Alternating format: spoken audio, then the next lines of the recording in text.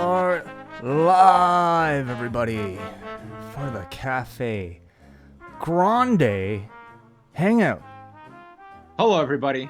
It's John Pollock and Wai Ting coming at you for the first time, live and free for everybody on this Thursday afternoon, because this show is too big for just 1 hour. Unbelievable. What a monumental, the granddaddy of all the Café Hangouts, John.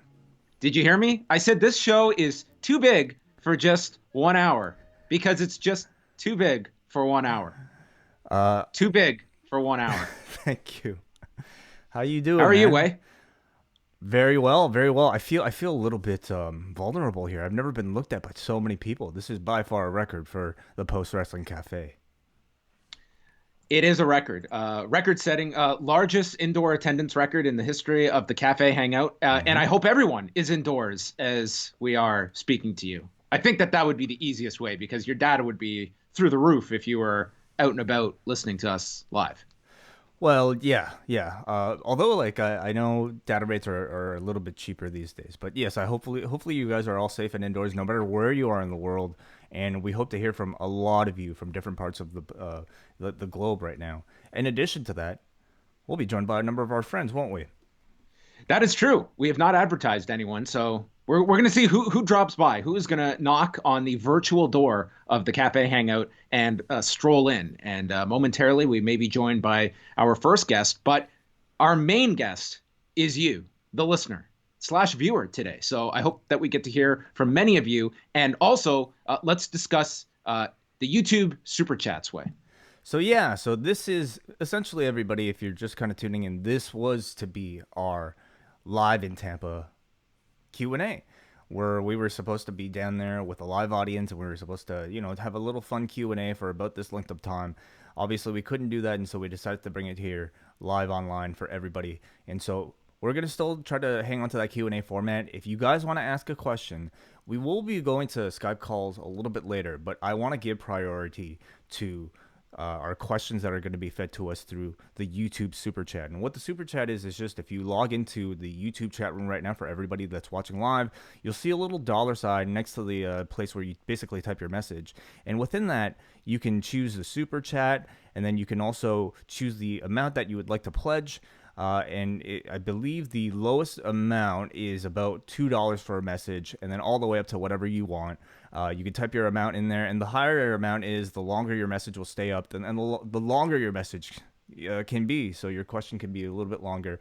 And of course, we're doing all of this because we're doing this show in support of a couple charities that we wanted to mention. The first of which is the Sunnybrook Foundation, which is a local hospital here in Toronto, but they're also a research facility that has done a great deal of work to, I believe, isolate the gene responsible for the COVID-19 virus. So in addition to supporting a local hospital, we would also like to support basically research towards finding a vaccine and finding, other significant breakthroughs towards this. And in addition to that, your pledge will be going towards the New York Community Trust, which is basically like a fund that funds other nonprofit organizations within the city of New York right now. So there's certainly a place that really needs it. And so your pledge from your super chats, as well from our exclusive t-shirt at store.postwrestling.com. Both of those things, all the proceeds from the t-shirts that are going to be sold will be going towards both of these charities. And if you look at it right now on our feed, you can see store.postwrestling.com, the exclusive t-shirt designed by event producer Robert Pearson. And we want to give a special shout out to him because Robert put in so many hours of work towards trying to create our live in Tampa show. He's a Tampa native, went through a great deal of work trying to organize that. Of course it fell through, but unfortunately, that was unfortunate, but he did create a great design that we didn't really want to pass up. We wanted to make these shirts anyway, and why not repurpose them, John? Have you seen them? I have seen them. In fact, I saw the idea for our redesign weeks ago when we first canceled this, and I thought it was so clever that we were going to have our shirt with the tagline, "I wasn't there." I was like, this is so funny. And then it was the case of your dad getting on Facebook syndrome, because then WWE came out with their shirt, making ours much less funny, but nonetheless It's collector's items nonetheless. I thought it made it funnier because no joke, Okay. like Robert came up with this tagline, "I wasn't there," way before the WWE came up with theirs, and I think the fact that they made theirs kind of makes this one even a bit more relevant. So store.postwrestling.com, everybody, you can get the shirt for $25, essentially a little bit more for the double XL and the triple XL, but basically $25 will go directly from you to both of these charities for every shirt you purchase. So store.postwrestling.com, in addition to our super chats. Wanted to get all that out of the way, and immediately some of these super chats are coming through. So I wanted to thank, special shout out right now to Scott Nebenzal, who says, "I love post wrestling." Thank you very much for your $2 super chat. Alex Ramirez, who asked, when do we get the Tiger King review? And I guess John and you and I can reveal that. Tuesday up on the Post Wrestling Cafe. Wai and I are going to do a deep dive into everything Joe Exotic, Doc Antle, Joe Hinkie. We're going to talk about every single character in depth, and the grand finale on Carol Baskin.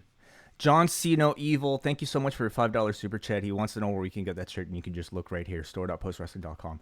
Dave Scholar, thank you for your $2 super chat. He says this is a great cause. Thanks for doing this. And MJ from NJ, $10, $9.99. He says this is better than my WWE subscription. Thank you all guys so much. We will continue to go through the super chats throughout the show, but in addition to all that, John, anything else to say before we get to our first guest? No, let's bring on our first guest. So why don't you set things up with our guest, and I will.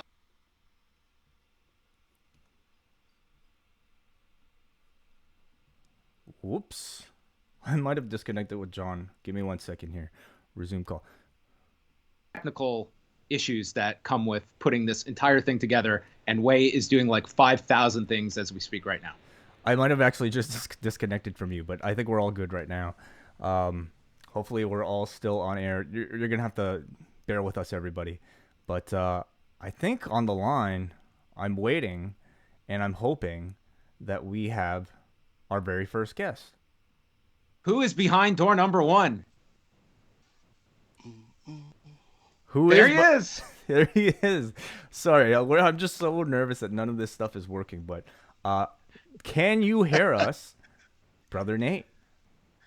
I can hear you, brothers. It is good to be talking to you, my friends. Live from the Atlanta Falcons compound, it appears. Yes. I mean, somebody's got to stay and do the work for the team. And I was the man that drew the short stick, John Pollock. And, they say, John Pollock, that March comes in like a lion and goes out like a lamb. And I think in 2020, we can all amend that to March came in like, you lying, and went out like, damn. Wow. I am going to officially restrict the number of Tiger references, though, in the next 2 hours. I am very much, once I'm done this Tiger King review, I'm Tiger King'd out from the whole world talking about this thing. So we're going to certainly keep it. So no more Tigers for John Pollock. No Tiger Woods, Tiger Jeet Singh, just all of them gone. I mean, as you've got like the Dirty Bird shirt on there, the Atlanta Falcons in the background. I mean, I was waiting for the Michael Vick cameo in that Tiger King. Like, how is Michael Vick not somewhere in that convoluted mess? Because Michael Vick learned his lesson the last time. Michael Vick said, you know what? I'm not keeping more than one animal. Michael is social distancing his animals. No more than one animal within 6 feet of another animal because he doesn't need those problems anymore. Well, Nick, give us a sense. How are things? We spoke with you a few weeks ago on the roundtable with Andrew Thompson, but 2 weeks removed from our last discussion, how are things now? And for listeners and viewers that may not be aware, what part of the country you're in as well?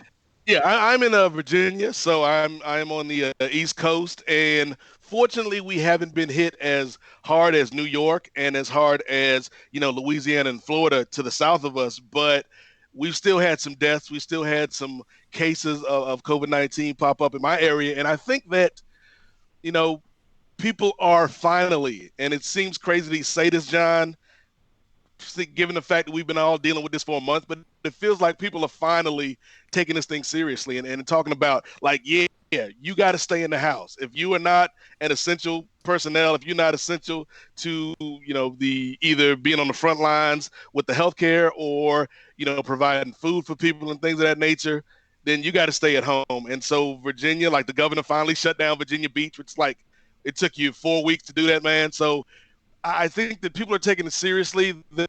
There's certainly maybe a more heightened sense of worry, of anxiety. But I will still say what I told you when we talked a couple weeks ago, guys. That yeah, this is gonna get serious. It's gonna get scary for a little while. But I think if people look after themselves and look out for each other and do what they're supposed to do, and not be stubborn and stupid, to put it bluntly, we'll get through this eventually. You know, Nate, how long have you personally kind of been self-isolating at this point, and how have you been coping with it? I've been self-isolating my whole life, Wai Ting. No, I'll tell you, these last 3 weeks, it's going to beat the introvert out of me, I feel. Yes, I think it's going to take me completely out of my shell. People will be dying for human interaction once this is all said and done.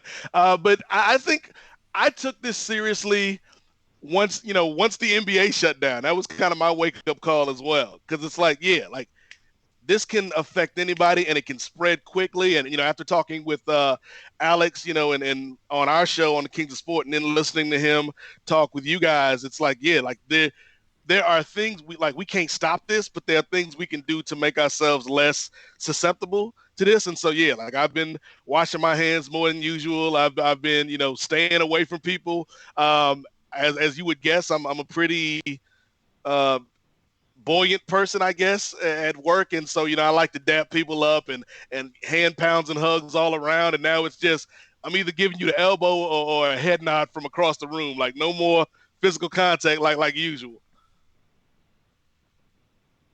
I guess as well, Nate, how would you say that the pro wrestling world has responded to this, and mainly the two leading companies in the U.S.? And has your opinion changed over the last 2 weeks? Because I think that, having one mindset towards this, like this is evolving very quickly. And I think that, opinions are going to change as this gets deeper and deeper. Yeah, I think when you get new information, you need to make new decisions and plot new courses. And I think, 2 or 3 weeks ago, I was fine with these kind of empty arena shows if they wanted to keep doing that. But now that we have more information, there are more people testing positive. It's like, why are we even doing this? It's time to shut it down. So I think, obviously, AEW, they've got to shut some things down. WWE, I think they really botched their handling of Wrestlemania this year. They took a bad situation that was out of their control and they somehow made it worse. By just not being like, hey, we gonna postpone this. We're not gonna do this, half measure. And so, yeah, I would hope that it's a balance because, obviously I'm sure they want to perform. They want to provide escapism for people in this time right now. But at the same time, when you got, people like The Miz popping positive for this stuff and performers worrying about not being infected and Roman Reigns, already in a compromised position is like, nah, I can't do this. You don't want to put your employees in danger. And so whether it's running best ofs for the rest of the summer, or through the summer, or doing something that doesn't require your employees to be in the building, you got to find creative ways now to provide entertainment, but also to provide safety. Like the NBA, they're doing, I believe Friday, they're starting a 2K tournament with some of their players. And yeah, it's not the real thing, but it's something that you can watch on TV and get entertainment out of, seeing Kevin Durant or Trae Young or Dame Lillard or some of these guys playing 2K. So, maybe we'll get a week where we just get Sheamus and Brock Lesnar sitting around playing WWE 2K20, and that'll be our show for the week. Just to clarify, the Miz, we don't know. He has symptoms, is what we know. He's sick, is what we know. We don't know if he's tested positive for anything yet. But I believe they are doing like the video game thing on their either it's like the network or the YouTube channel. They're doing this thing called like Dream Match, and they had I believe they had like Sasha versus Trish Stratus with like Sasha Banks doing commentary over it. So they are, and I think they just tried this like doing like some kind of like NASCAR simulation. Yes, and it's like this big reliance on esports now that is actually attracting, I think it did like 1 million viewers are on some platform, some television station, I'm not sure which one, but these are the kinds of out of the box ideas, and I think you'd be naive to just dismiss that there is some curiosity in this kind of stuff. And I love it. Like I never thought that I would be a NASCAR fan, despite what region of the country I live in, but I've loved these last 2 weeks of the guys doing this virtual race. And you get some of the personalities, you get some drivers that you might not always see because for whatever reason they can't compete on the real NASCAR circuit. But on a level playing field in this virtual video game world, you're getting to see these guys kind of step up. So, yeah, I think anything you can do to provide entertainment, to provide enjoyment for your audience without putting your employees at risk is a good thing. So yeah, if they're doing this, the WWE's doing this online, I would say yeah, like do more of that, do more pre-tape stuff, do more things taking advantage of your library. Have commentary tracks. Run it on USA where Kofi Kingston or Stone Cold or whoever talks about their greatest matches, stuff like that. There's ways to get creative with this, and yeah, you might not hit 2-3 million viewers with this stuff, but there'll be an audience for it. There'll be an appetite for it because what else are we going to watch, John Pollock? Well, let's move over to what the latest news is, and that is that both the state of Florida and Georgia, which are key states when it comes to AEW and WWE, are issuing stay-at-home measures and putting them into place. What is the next move now for these companies? Because WWE has everything taped through the Raw and NXT coming out of Wrestlemania. So the next date on the calendar would be that week's SmackDown a week from tomorrow. Yeah, and I think, I believe it was Cool Hand Luke. There's a line from Cool Hand Luke that goes, what we have here is a failure to communicate. And what I've seen in this country, what we have here, John Pollock, is a failure to legislate. Whether you're talking about the governor of Florida or the governor of Georgia or the president of the United States, there's so much kind of misinformation and disinformation and non-belief being spread by our so-called leaders in this. And so I would say that if you're AEW or you're WWE or, if you're Dana White in the UFC, like if you're one of these companies that is still trying to provide entertainment for people, you've got to realize that this is going to probably get worse, unfortunately. And, I know I'm the positive guy, but this is probably going to get worse before it gets better.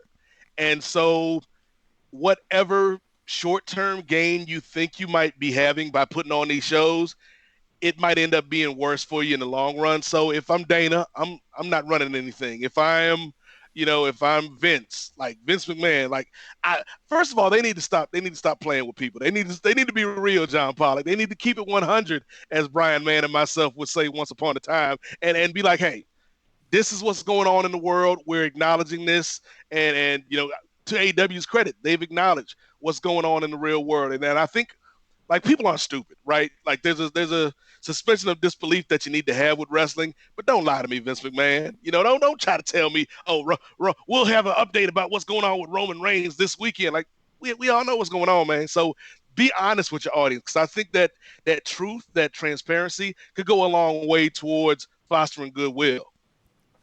Any thoughts on what they'll do if they don't have the capability to record new content, Nate? Then you're the worldwide leader for a reason, Vince McMahon. You got to go into that bag of tricks. Like, you've got more footage, you've got a bigger library than anybody, you've got more resources than anybody in the wrestling world, and so you've got to find a way to get creative. Whether that is, doing kind of these sit downs where we've got the interview in one location and the interviewee in another location. That I think that's one of the funniest things I'm seeing right now. Funny being a weird word, but we'll go with it. Just seeing MSNBC or CNN or Fox News or some of these news channels looking like us with Skype, you know what I mean? And seeing Eugene Robinson or David Plouffe in these various locations. So it's like now they see how the other half lives. We were ahead of the curve. Yes. Everybody is taking their cues from John Pollock and Wai Ting. I believe that's what I heard Rachel Maddow say the other night. But she can't say my name like you do, though, Nate. I mean, you have. There's no one I enjoy saying my name more than Nate Milton. But yeah, like, to go back to your point, John, for Vince, I think they got to get creative, and for AEW, that's been, in my opinion, maybe the only edge they've had on WWE so far, is they seem to be quicker to adapt to things. They seem to be able to adjust on the fly, and so maybe we get more being the elite. Maybe we get more like the stuff they did last night with Jericho. I thought that was fantastic. Like, do more stuff with like that you can pre-produce and limit the number of people and limit physical contact, and give us that until we're out of the woods. Before we continue, I want to give some quick shout outs here to all the people pouring in the super chats. Thank you. You guys are just amazing. First of all, I want to thank Fury for your $5 pledge. Thank you so much. Graham, who helped me a great deal with this OBS stuff. Thank you so much. He asked, has anybody wrestled over Skype? Maybe we'll have our first, Nate. Maybe a triple threat right here. Joe from that'd be amazing. That'd be amazing. Joe from H-Town, thank you for your $5. Scar Happy, thank you very much for your $5. And he also asked, will either of you be hesitant on going to next year's Wrestlemania if the Globe gets the okay to resume sports and live events? And this is a question for all of us, because I know, Nate, you have a trip planned next year down to LA. Do you feel any hesitation? I mean, it's so far out. Like, I think John made the joke on one of the shows this week where you don't even know what day it is now, just because of the way things have gone. So I can't tell you how things are going to be in August, let alone next April. You know what I mean?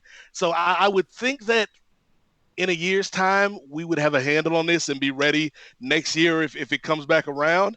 But we'll have to wait and see. Like, I'm definitely still planning to go, particularly if I can find a way to finagle one of these cheap tickets that the airlines are pumping out right now. But I think that it's a situation where we'll all have to wait and see. You know, I was watching ESPN today, and they were talking about the NFL extending the regular season. It's like we might not even have an NFL season. Like they were talking about college football. We might not have a college football season. And so there's a lot of wait and see right now in terms of, life in general, but in particular sports and entertainment. Yeah, I mean, that to me is next. Big. It's the aftermath of all this that's going to be felt for years and years, I think, and what cultural changes there are that will certainly permeate to the sports world. I mean, that's just a small fraction of the entire picture. But Nate, we didn't want to keep you too long here, but what do you have going on? There's never enough Nate Milton in times of good or in times of crisis. So please point us in the right direction. Yeah, so I appreciate you guys for having me on. I think this is really cool what you're doing for the people, as well as I forget our guy's name, but I want to give a shout out to the game night the other night. Oh, that Phil Talk. Yes. What an interesting name to be dropping at this exact moment. Those who might be coming up in the near future. Because like stuff like that, I think is what's going to be really cool in terms of continuing a sense of community, even if we all are isolated individually. But the game night was really cool, and so for any of the Postmarks listening, next time Phil promotes one of those, definitely step into that, because I had a good time with that. But as far as me. Kings of Sports still going strong. Marcus and myself, we may be doing our first live show. I have to run it by Marcus. We might be doing that next Tuesday, talking about the aftermath of WrestleMania. So I'll let you know if that does come to pass, if that does come to fruition.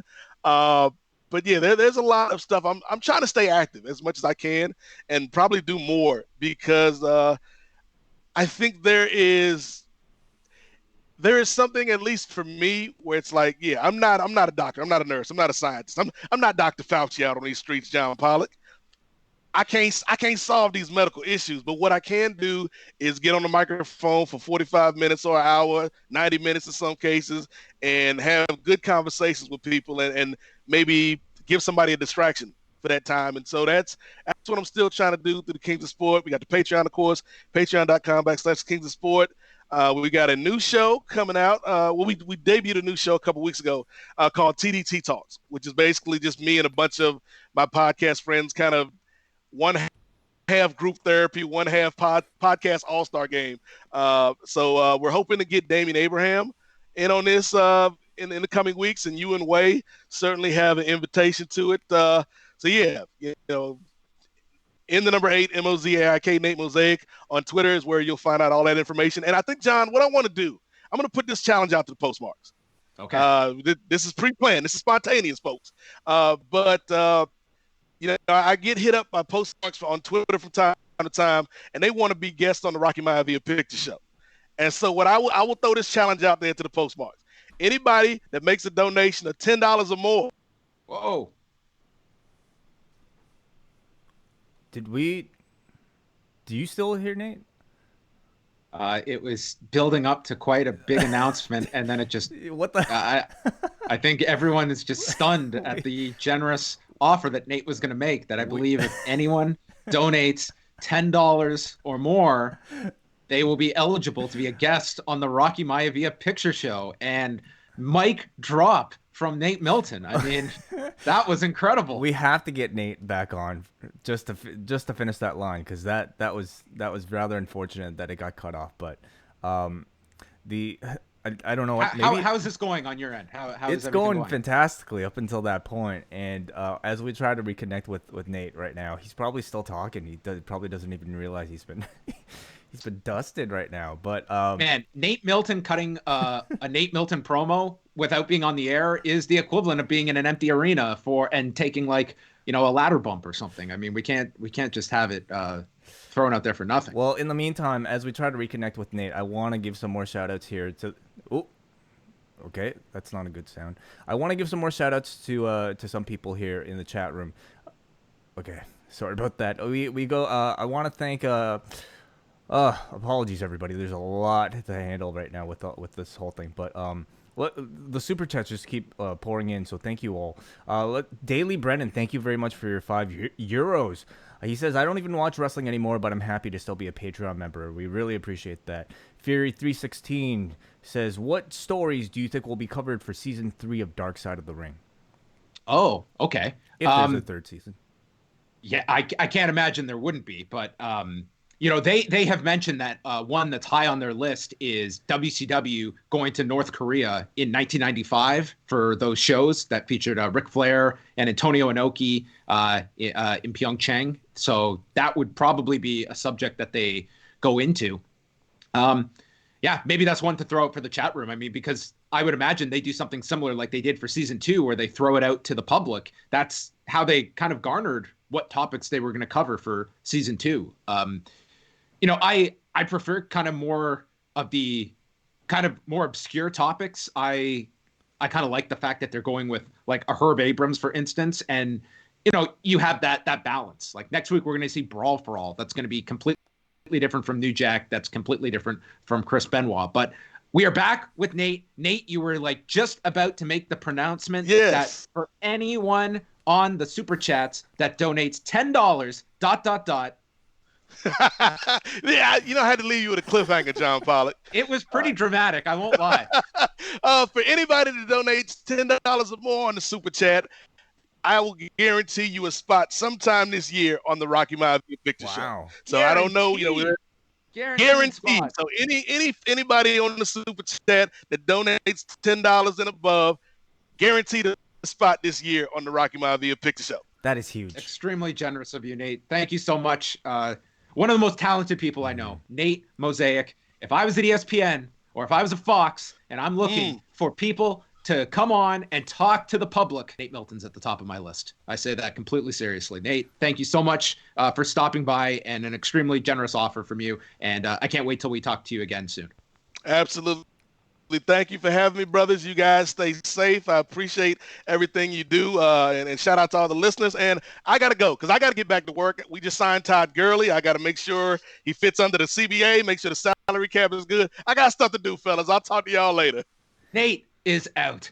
Thank you very much. So Nate Milton, everybody, you can always catch him. The Rocky Maivia Picture Show that drops monthly here at postwrestling.com. And of course, patreon.com/the Kings of Sport, doing great shows with Marcus Vanderberg, Chris from LA, and always doing fantastic stuff. So Nate Milton, a favorite of the Post family. That guy is the best. And what an offer. And I feel like already there are going to be a number of special guest hosts. So you heard it first. $10 pledge or more gets you a guest hosting spot on the Rocky Maivia Picture Show. So Nate might have to extend beyond Dwayne Johnson. I mean, if there's like a slew of people here, he might have to go through all the Scorpion Kings or all the Randy Couture mummy even or something. Or start reviewing Fast and the Furious over and over again. Yes. So let me just get through some of these super chats because there's so many right now. I want to thank Scott Nebenzel, who says, "Hey Nate, I love the Rock movie reviews." Stephen Gutteridge for his $14.99 pound Pledge says, best wishes to you all from a lockdown London, England. And best wishes to you, Stephen Gutteridge, if you wish to take on the Rocky Maivia Picture Show guest hosting gig. Lee Harvey for his £2 pledge. £2, or he says $1.99 for the King Nate. Great work, lads, as always. MJ, again, with his $4.99, he says he's off of his call, and he's here. He's pulling up to the cafe. Welcome back, MJ. iDead2419 with a $19.99 pledge says, thank you for all the content. As a truck driver who drives all over the USA, it really helps. Yusuf Babahani, thank you for your $5. He says, thanks for everything. What is your personal favorite WrestleMania moment? Sorry, can you just repeat the question? Your personal favorite WrestleMania moment, John. Personal WrestleMania moment? Your favorite, yeah. Okay. Favorite WrestleMania moment for me, I would say, I'll go back to Owen Hart beating Bret Hart. As a child, wow. I was extremely happy because as a 10-year-old at that time, I just had the mindset that, well, Bret Hart's going to beat Owen. And when he didn't, Owen was always one of my favorites as a kid. And when he won, it was awesome.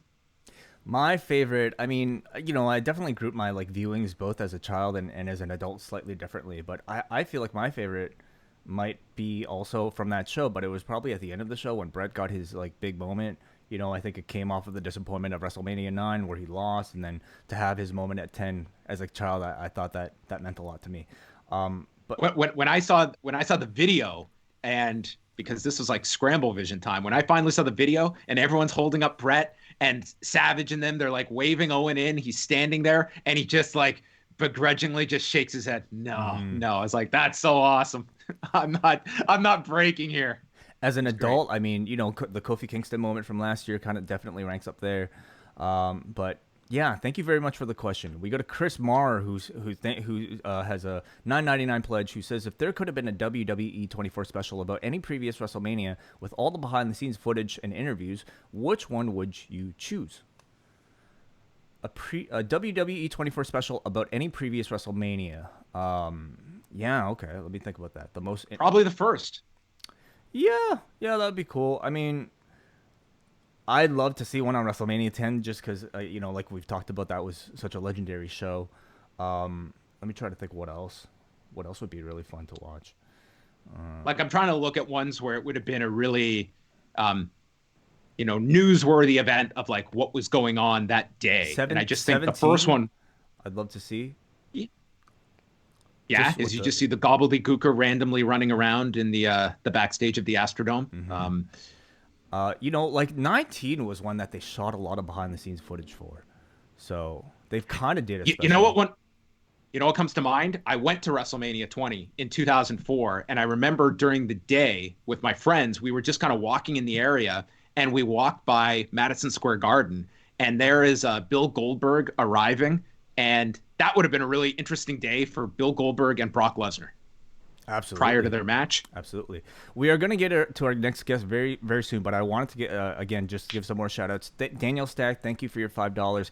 Eric Morrison, thank you for your $4.99, who says, shameless plug from a longtime patron, don't want to watch WrestleMania Saturday? Check out Time Bomb Pro Wrestling on IWTV at 8:30 Eastern. So there you go. MJ, again, thank you for your $1.99. He wants to get a Braxton concert for charity. You should ask Braxton. Hadi Plays, with his $20 pledge, says, I like pickles. Thank you very much, Hadi Plays. Pickles are fantastic. Jonathan Barnes, thank you for your $5. He says, I just wanted to support you guys through these tough times, and nice to see you're doing well, Nate. I don't know how Brian's handling this, though. Well, maybe we'll find out soon enough. But yeah, I'll be doing a few more shout-outs in a little bit later on. But first, we're gonna try to get our next guest on the line right now. Yeah, we should brainstorm maybe 1 or 5 questions for our next guest. Maybe we can come up with some questions for this individual. Oh my goodness. Joining us right now, and I don't know what's going on, but I'm just I feel like this segment is brought to you by LSD or something. Here is Phil Chair Talk, the game master himself. And I've got to say, Phil, for people that have simply been exposed to you through 5 questions, or maybe gotten a little beneath the surface when you and I have done shows at 2 a.m, I think game night has brought out the true Phil that I know. And how are you? I'm fantastic, guys. How are you two doing? How is the post-wrestling community doing today? I think they're doing fantastic. Can I just confirm, Wai, are you watching like the opening credits to Saved by the Bell here with the purple and all like these wacky the entire world is seeing this right now. Okay, I just wanted to make sure that this was the view that everyone is seeing. Where are you, Phil? I am in the Big Phil Palace in Aurora, Ontario, Canada. In my office here, where I do game night, where I do our after UFC podcast, and I'm just having a grand old time. Can you tell us a bit about game night? Because you were quite the hit last week. We didn't promote this heavily. We wanted to just see how it would go, but rave reviews, Phil, including just from Nate Milton, who was on just before us. Yeah, Nate, the check is in the mail. And yeah, it was a really good time. We played some really fun games where everybody could join in Discord. So to sort of summarize, Discord is a interactive way to chat with people in real time. And we've set one up for the post-wrestling community. And through the Discord, you can share links, funny images. It's really just a goofy time. And on post-wrestling game night, we use the Discord to interact together and play a series of fun party games. And yeah, everybody had a great time. So we're planning on doing it again soon. You know, Phil has suggested opening up a Discord to us before. And as somebody who knows nothing about Discord, I never use Discord. I recognize it's more of like sort of a platform for gamers. I didn't really, know what to even expect. But I think like, just given, I think a greater desire for connection these days, and with a bit more free time on everybody's hands, it came around at like the perfect time. We did like a trial test probably like last Tuesday, and it was like a lot of fun. You don't even need to have a system in order to play some of these games, right? So. Yeah. The games we picked were I could host the games, and anybody could join via the web, be it their mobile device, tablet, or desktop computer. And yeah, the games were a lot of fun, and we've got some more games like that coming up. We want as many people to participate. We want fans to participate. And that's going to mean not even needing to own a lot of the games that we're going to work with. And we're going to use a lot of tools for technology. And even if you don't want to play, it's a fun place to hang out. There was over the last week, a lot of people in there talking during Dynamite. And breaking news, guys. Yeah. I believe there's something going on this weekend. Is there not? Something big in the wrestling community? That's right. Yeah, you've actually been following some of Paul Levesque's media appearances this week. Yeah, I did see good old Triple H on Ariel Helwani's show, and it intrigued me. What was a decent attempt for Ariel to follow up on his big guest last week. I mean, Paul Levesque is... That's right.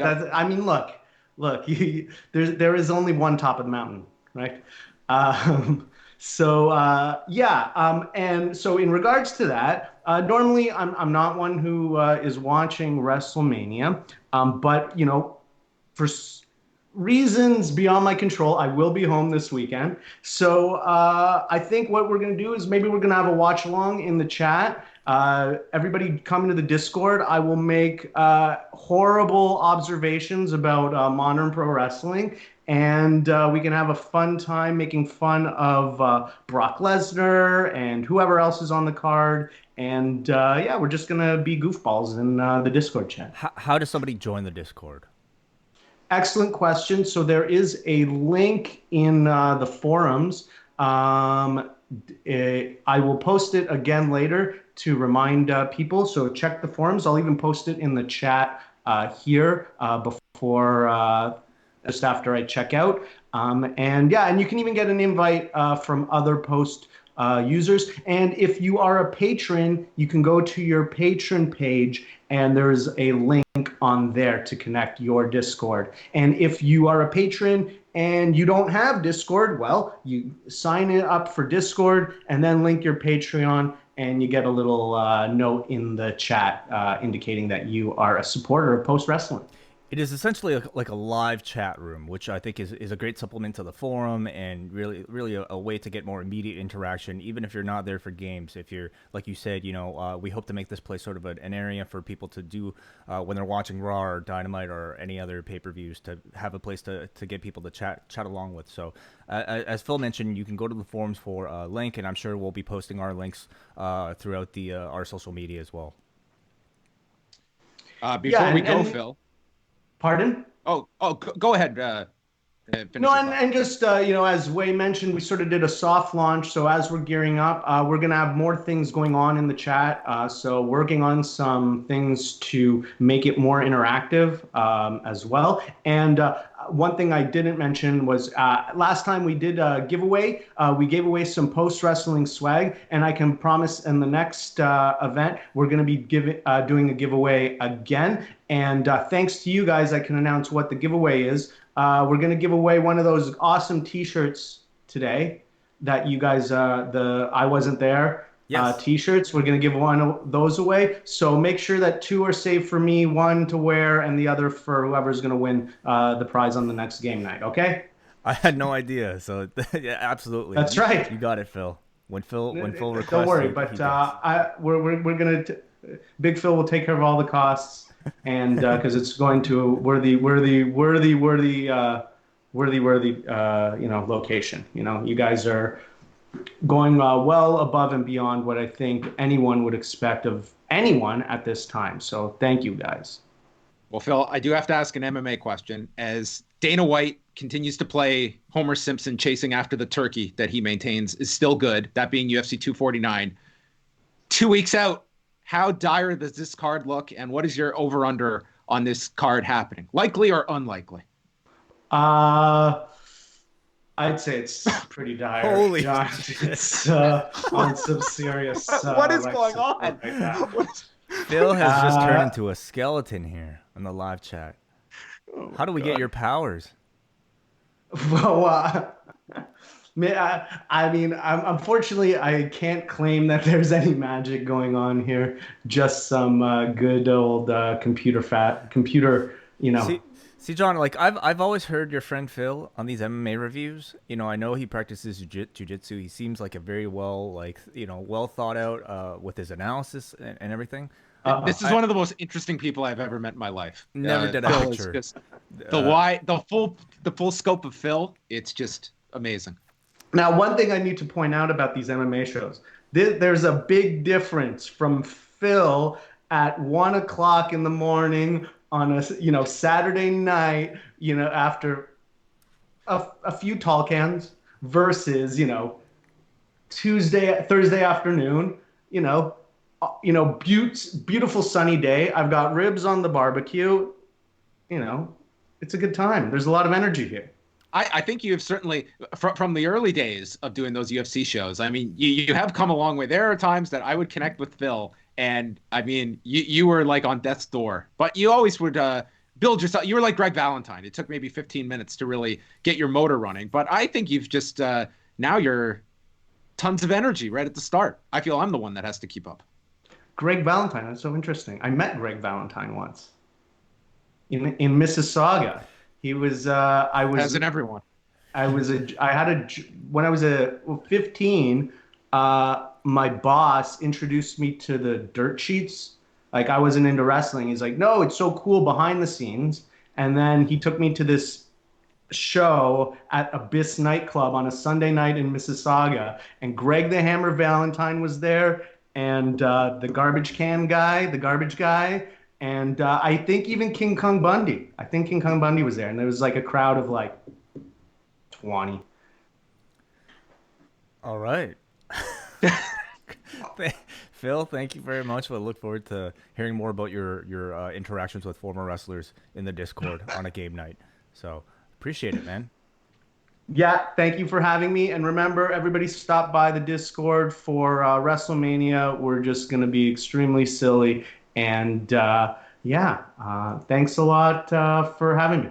We'll do Bye. Korean barbecue in November, Let's hope so. Let's hope so. unless Ziggy has a date.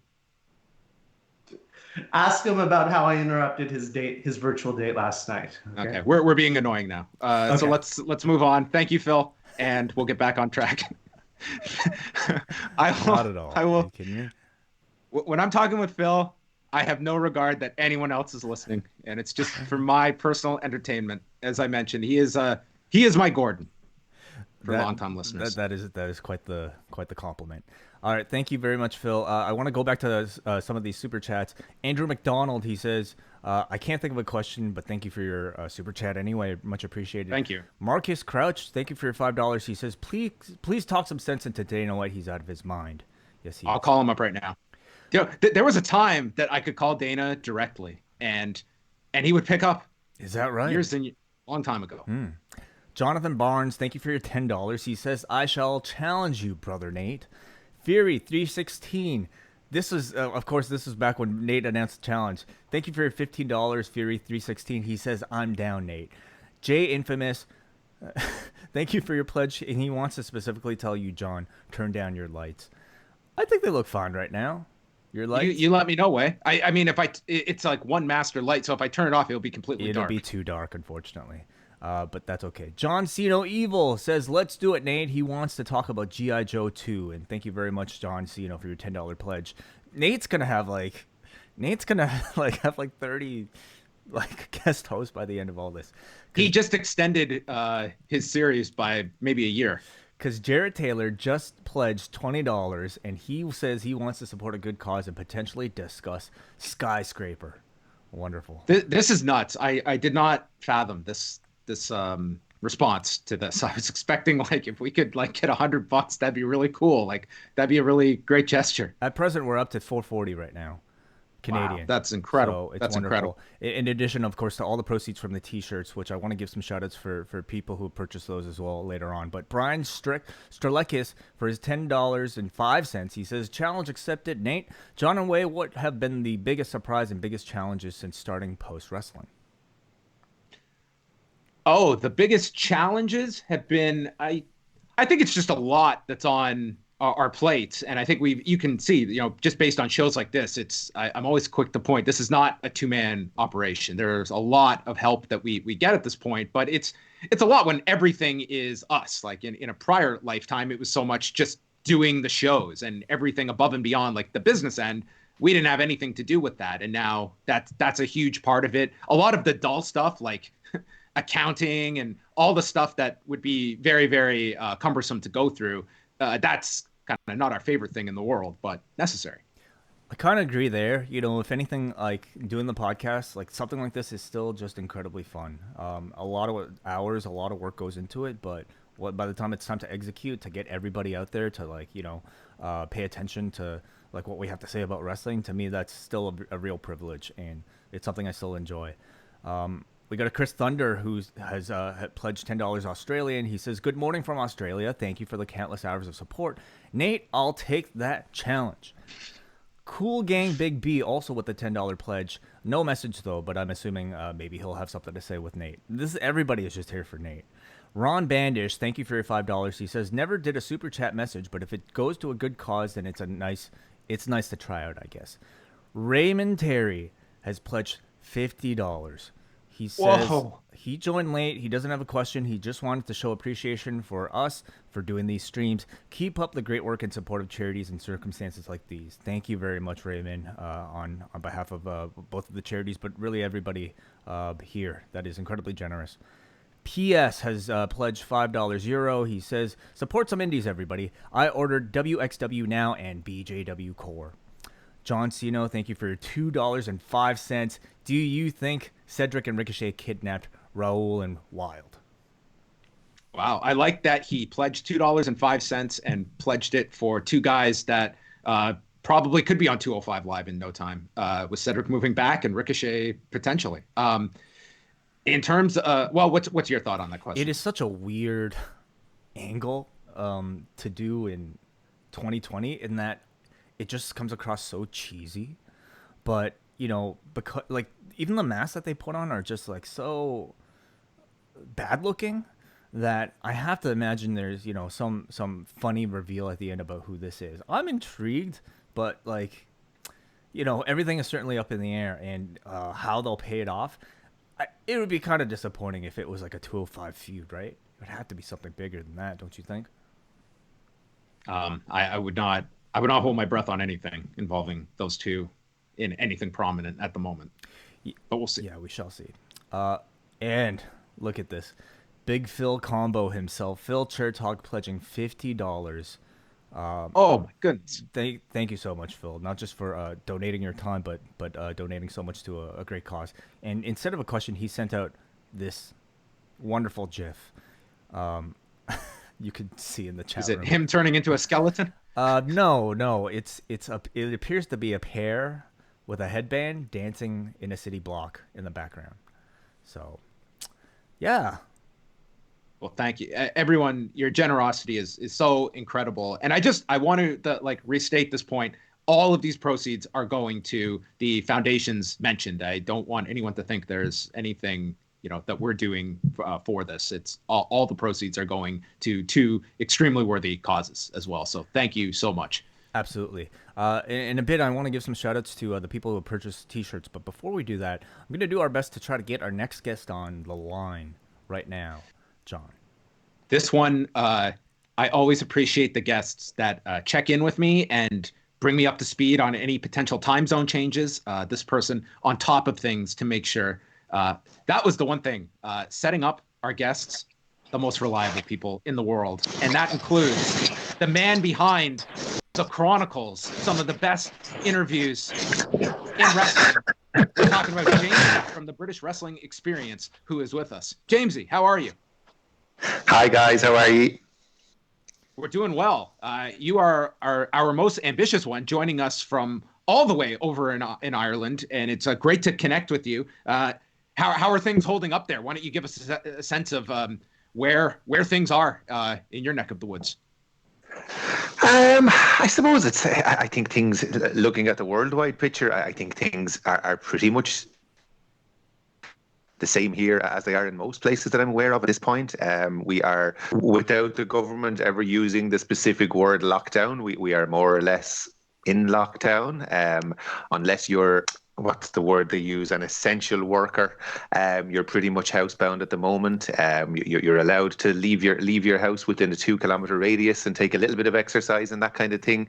But otherwise, it's very much kind of, as I said, they're not using the word lockdown. Maybe it sounds a little bit extreme, but for all intents and purposes, that's the way we are at the moment, Yeah, I know. I mean, that's a big discussion in the U.S. right now, that they're not going to that length imposing a national lockdown, but the discussion of, is that necessary? Like, do we have to, institute such a measure at this point to convey how serious this is? I mean, that's kind of what a lot of these countries are at that point facing right now, and kind of being one step before having to do such a thing.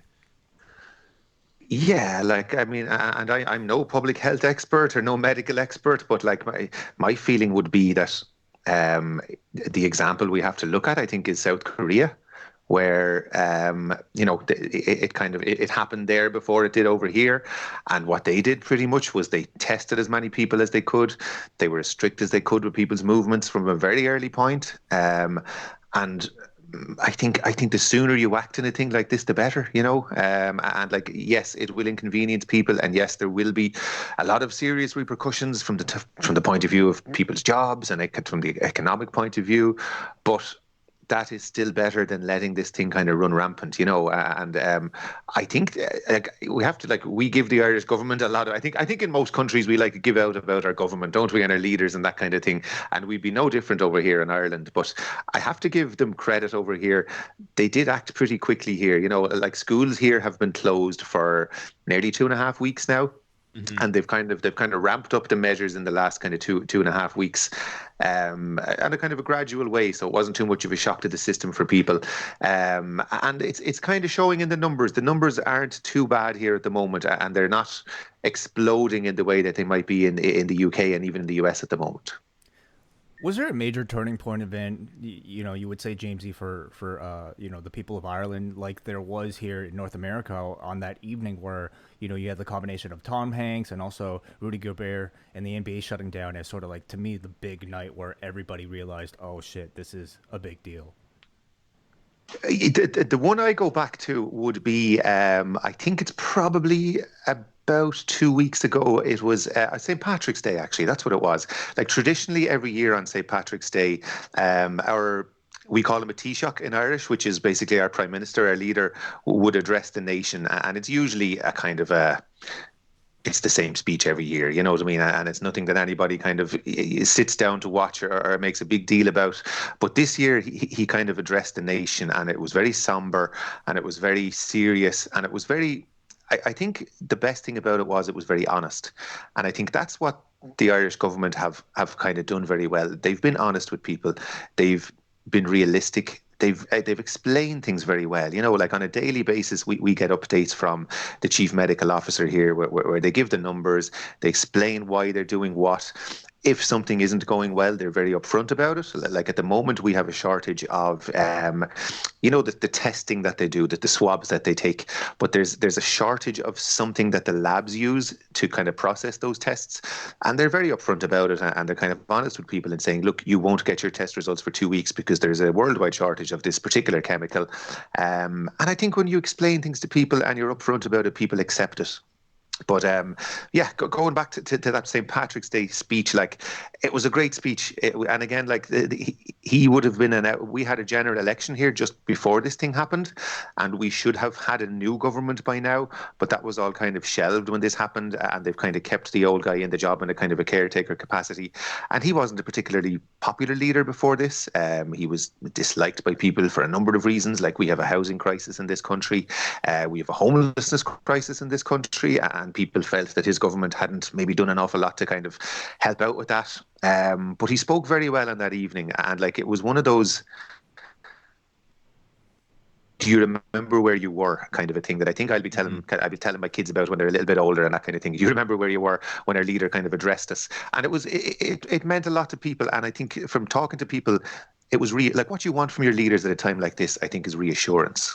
You kind of want to get the feeling that the people in charge, his message was, if you help us and if we all pull together, we have got this and we will come out the other end of it. And like I at that point, I had a lot of questions in my head. I was quite worried about the whole thing, and I did feel reassured. And like that's what I think you want from your leadership at a time like this. And it's, I suppose, if you compare that to the situation in America or even in the UK, I wonder, do people get that same reassurance from their leaders? And I'm not quite sure that they do, I know you did talk about this already on the British wrestling experience, but you were kind of caught with that dilemma as this is all sort of unfolding, because you were set to go to Germany for 16 Carat weekend, and ultimately you made the decision not to go.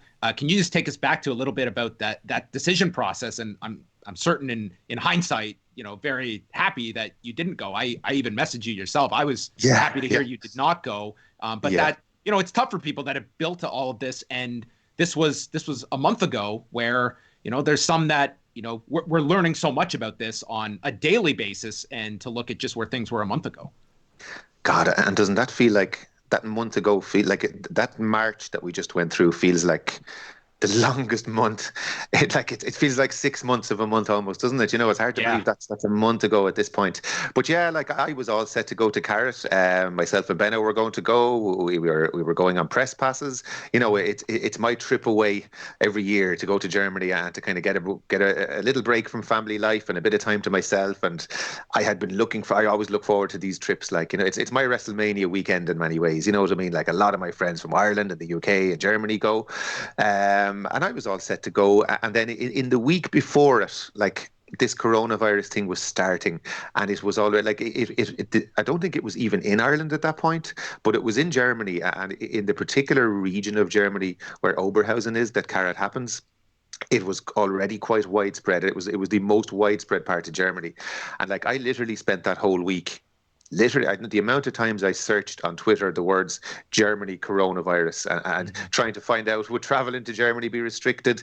And I remember speaking to my boss in work, like I was due to fly on the Friday morning, and I spoke to my boss in work on the Thursday morning, and I said, look, I'm supposed to go to Germany, and I work in the health service here in Ireland. So like that, there would be particularly maybe extra restrictions on me than say people in different jobs. And I ran it by her, and she said, "Look, go. You know that there's nothing to stop you going. There's no restriction on you when you come back." At that point, Germany wasn't classified as one of the, in inverted commas, coronavirus affected countries, I suppose. And so that was great. And I finally relaxed and I breathed a sigh of relief, and I could let myself be excited to go.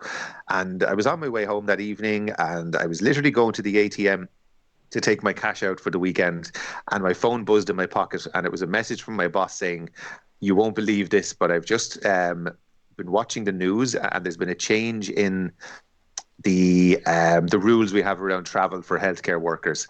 And the upshot of it all was that it was almost certain that at that point, if I had gone, I would have had to self-isolate for 2 weeks, which at the time, even then, I was kind of thinking, will I just go and come back and self-isolate? But like, I've got young kids, and I have a lot going on, and it's not really, it's just not on the cards for me to self-isolate unless I really have to, you know what I mean? So this was a kind of a thing where I would be choosing to do it, you know what I mean? And I couldn't in all good conscience kind of make that decision and leave my wife in the lurch carrying the can with everything for 2 weeks after I came home, you know?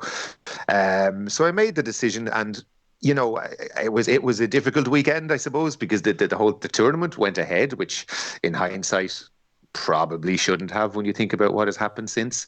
They literally got away with it in terms of, on like, Carrot is a 3-day event, and on the Sunday, the final day, the government announced that gatherings of, I think it was over 500 were banned. So literally, if Carrot had happened 2 or 3 days later, it wouldn't have gone ahead at all, you know. So they literally, by the skin of their teeth, got away with it. But like, looking back, like, you know, I'm sure you've heard, like, our friend Benno kind of felt quite ill when he came back, and he had travelled to a few places in the weeks before that, and he's pretty sure that he had the coronavirus. And you know, when I hear about that, when I see what's happening now, and when I see everything that's going on, I'm pretty, you know, I don't really have those regrets about not going anymore. I'm pretty happy in my decision, and yeah, so that was that. Yeah, you know, it's something I think about a lot is, let's say all of this went down 2 weeks later, and at this point in time we were in Tampa and Wrestlemania hadn't been pulled, nothing had been pulled, and we were all down there, and God forbid, like, man, like, I think in many ways, like, we got lucky as wrestling fans that you know, the timing of which that everything happened did happen, because it gave us enough time to just completely like bail on our plans and just firmly decide not to be there. Because if it was that much closer, I mean, the amount of stress that I'm sure you had in trying to make a decision, you've already paid your all this stuff, people have already booked their hotels. I could see a lot of people just kind of diving in and taking those chances, but luckily, like, things were pretty far out that I would say, like, the decision was kind of made for us. Yeah, and in a way, that's what I was hoping would happen to me that week. What I wanted to see on Twitter when I was doing those searches was flights to Germany no longer happening, or gatherings in Germany of over 500, or, you know, and then the decision is made, because it is a huge dilemma, you know what I mean? And like, for a lot of people, their WrestleMania weekend is their big weekend of the year, you know what I mean? It's the thing that they live for, and it's their holiday that they don't go away in the summer, they go away in April instead, and they meet their friends once a year, and it's a big deal, you know. And you know, if it had ran, wrestling fans are so diehard that a big majority of them would have gone, and you can only imagine the catastrophic, like, you know, we'd be looking at Florida as one of those, what's the words they use, kind of a hot spot or a nucleus of the whole thing now, you know what I mean? Like, so epicenter, that's the word they use on the news, isn't it? Yeah, exactly. Like, and much as it's sad to be sitting, like I was saying to my friends earlier, we were talking in the group chat about, like, we should be sitting down to watch Bloodsport. I think that was one of the shows that was going to happen tonight, and WrestleCon would have happened tonight. And yes, that's sad to think about, and it's a pity, and it's, you know, we suddenly have an awful lot of spare time in our hands where there isn't wrestling, but it is just wrestling, you know what I mean? And you know, you think about the people who are going out there at the moment risking their lives to help people and sick people and that kind of thing, and the responsibility we have to each other. It's right that it's not happening, you know what I mean? And like, I don't know if it's something we were going to talk about or not. Like the fact that wrestlers are still going to work for some companies in wrestling, Yeah. that really doesn't sit well with me at the moment. Like I really think that is wrong. Yeah, I think it's one that like even if you were it bothered me pretty much from the start, and I think that you go back to that first SmackDown, and I think people were still looking at is open-minded to the idea, like, if there's safety precautions in place, is this okay to go through? And I would say that, as it evolves, I think more and more people have kind of come to that realization. But here we are, Jamesy, and, there's no sign yet that WWE or AEW, like we see what UFC is trying to press forward with, those are going to get the larger attention than a lot of other companies that have been pretty responsible in this. When you see, a lot smaller companies like the NWA shutting down operations, OTT that had sold 2,000 tickets for Scrappermania have to, withhold and not go through with their biggest show of the year. That's going to have a tremendous impact on their business. Absolutely. Yeah. And like, it's, like I'm still in work at the moment, but like my workplace is a vastly different place to what it was a month ago. You know what I mean? Like everybody is keeping their distance from each other. We are viewed as the essential ones. We are viewed as providing an essential service to people, that we have to be there. You know what I mean? But like, our lunch canteen now is, we're all sitting apart from each other. People are stepping out of each other's way in corridors. People are turning their back on people when they're passing them in corridors. The people that are there, that have to be there, are doing their best to be responsible. And then you see wrestlers, and the intimate contact that they make with each other, and sweat and saliva and all the bodily fluids that they inadvertently share while they're wrestling. You know what I mean? It's when you actually think about that happening, and like, wrestling is not an essential thing. It's one of the least essential things, really, when you think about it. You know what I mean? And like those people are at serious risk. You know what I mean? And it only takes one person to maybe show up to work who already has it and who doesn't have symptoms, because it's one thing telling someone like The Miz to go home who's got a cough or who's got a fever or something like that. But like this thing, a lot of people walk around with this thing and never have any symptoms and feel absolutely fine. And like, it's just not right. You know what I mean? And like the Roman Reigns thing as well. Like, I mean, he had cancer of his white blood cells, basically, which is what my understanding of leukemia is. And my understanding is your white blood cells are literally the thing that fights off infection for you. You know what I mean?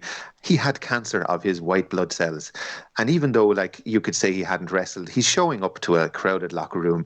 He's getting on airplanes. He's getting on, he's traveling. He's in close contact with people. Like, the minute this thing broke, he should have been told to sit at home. You know what I mean? There shouldn't have been any question of him going anywhere. He should be at home with his family. And that decision, it's a bit like my trip to Germany. Somebody should have made that decision for him, because we know how foolhardy these are athletes. Like we understand the mindset of these athletes, Absolutely. and especially pro wrestlers, where that show must go on mentality is drilled into them. I completely agree with you.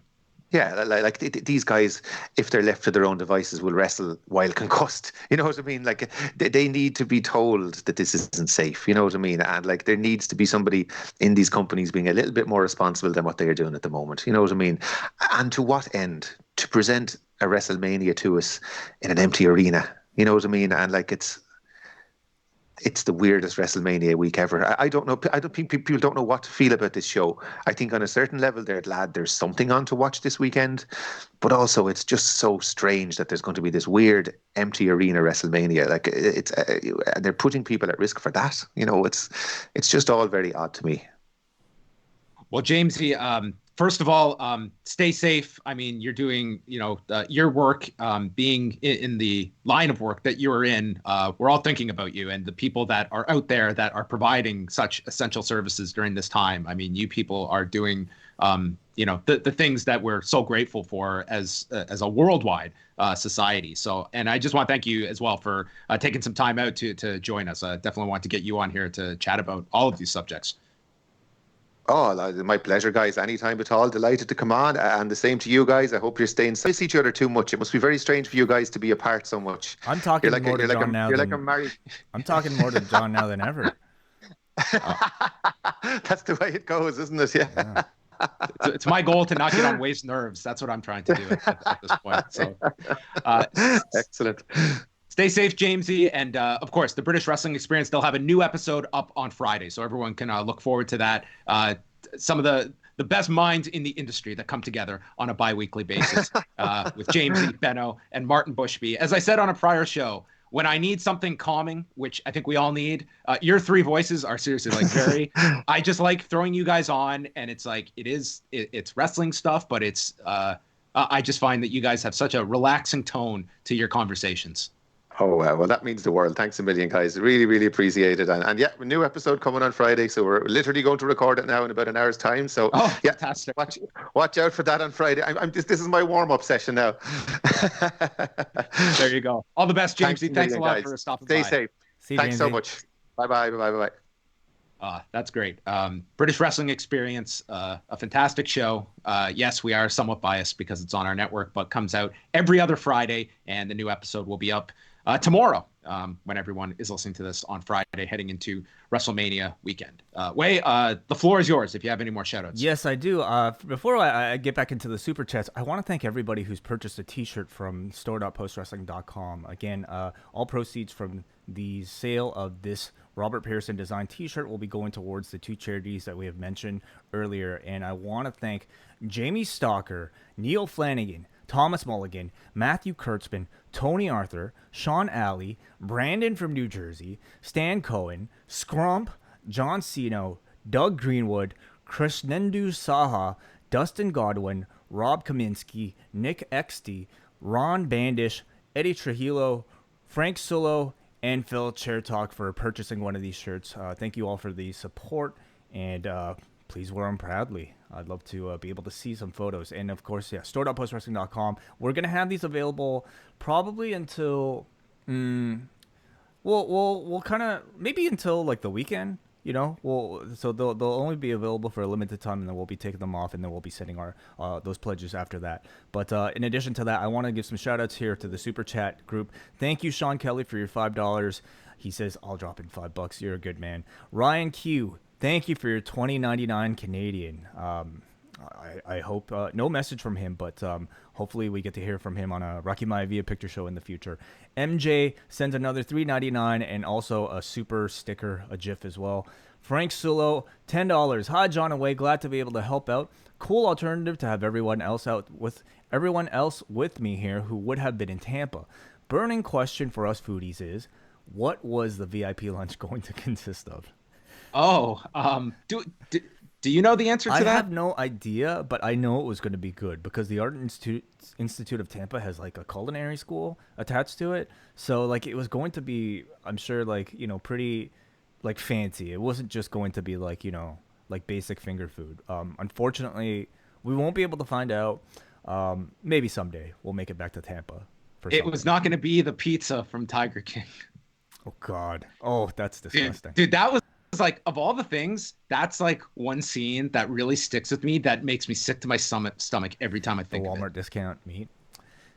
Okay, I'm sorry. I'm the one that keeps going off into that. I need to get it out of my system on this show next Tuesday. week. Dan Mueller, thank you for your $10. Hey guys, thanks for doing this. As a New Yorker, this has been absolutely wild. Anyway, if it was available, would you have rather seen WrestleMania in an empty Raymond James Stadium or the PC?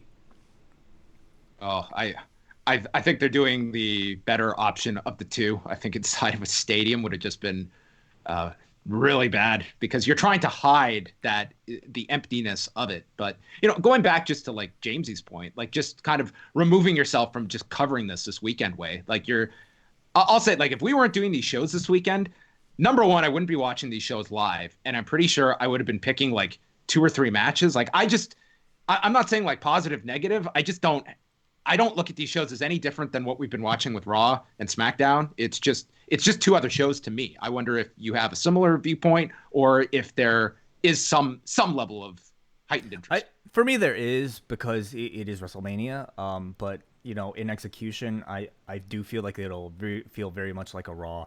I mean, to me, I look at these shows as like shows that they, for whatever reason, feel like they have to put on, rather than, you know, things that I think are things that match an artist's true intent. you're putting extreme limitations on people who are typically incredibly creative, and you would assume on a stage like Wrestlemania would be able to create something that is to their vision. Something like what we're going to see on the weekend, I have to imagine will be a very, very, very watered down of whatever those visions probably were. And as such, my expectations are very low. But I would be lying if I said I didn't have a curiosity about what they're going to do. There is that curiosity. I would say that if I was a performer on these shows, I would want my match to be one of the first ones where the novelty is still a factor versus hour 3, when I think that the audience is certainly going to have. I mean, you're going to have to be very creative in the presentation of match after match after match for 3 hours plus a kickoff versus the Raw format where you're getting these breaks, you have promo segments, and the matches themselves are not front and center. They are, like, they did pre-tape everything, and so they can rejig the order however they would like. So it's kind of difficult for the performers to even know where they would be when they would go ahead and do it. As we try to get our next guest on, I wanted to give a few more shout-outs. Our man Neil, 40 pounds, says, I love Jamesy, one of the greatest Irishmen alive. More Chronicles, please. Thank you so much, Neil, for your pledge. Jared Taylor, thank you for your $1.49. He also sent a hot dog for all of us. Know Your Wrestling pledges 10 pounds. He says, happy to help such worthy causes. Thanks to you guys for keeping us all sane during this crazy time. And I believe, John, we have our next guest on the line. Well, you know what, everybody? The last time there was a major fear of a crisis, it was Y2K. Everyone was worried about 2000. So I thought, how do we keep it 2000? We get Nate Milton, and then we get Brian Mann to join us. Brian, how are my intros off the top of my head going? Oh, I assumed you were queuing up Review America when you're talking about a crisis hitting the world. So I'm surprised. That was 2016. Yes. And anyway, Swerve. Let's just start it off right there. How, yeah, as an American, how safe do you feel right now? And because these are the moments when leadership is truly defined, and what these leaders, I think, are ultimately going to be remembered for in their handling or mishandling of this. And I think, like, you can point to many different examples of both, I think, good and bad. I mean, I think that, not only am I in America, I'm also in New York, which is kind of where, sort of epicenter of a lot of this stuff is at right now. I think it's interesting. I think these are times when people look to their leaders for they need to believe in something. And I think that for a lot of people, if you actually even look at kind of where Trump's approval ratings have been on his handling on this, I think that people can't, like, the idea of thinking their leaders have completely botched this and maybe their handling of it have actually led to it getting worse, I think is so hard for a lot of people to, like, really grasp. They don't even want to think about it. They just want to think, hey, our leaders are doing what they can. And I think, honestly, you want your leadership to succeed, right? Like, you're rooting for success, obviously, and you want to see these leaders, no matter what your opinion is of them, you want to see them rise to the occasion and be taking care of you. They want to have that faith. Right. I think the thing that most people are probably looking for right now, I would say, is just some sense of calm. Really, we don't have the answers. We don't know. We don't know what's coming next. We're learning this day by day, and I think that's what people kind of, hope for. I think we've had some pretty good leadership here in New York, all things considered.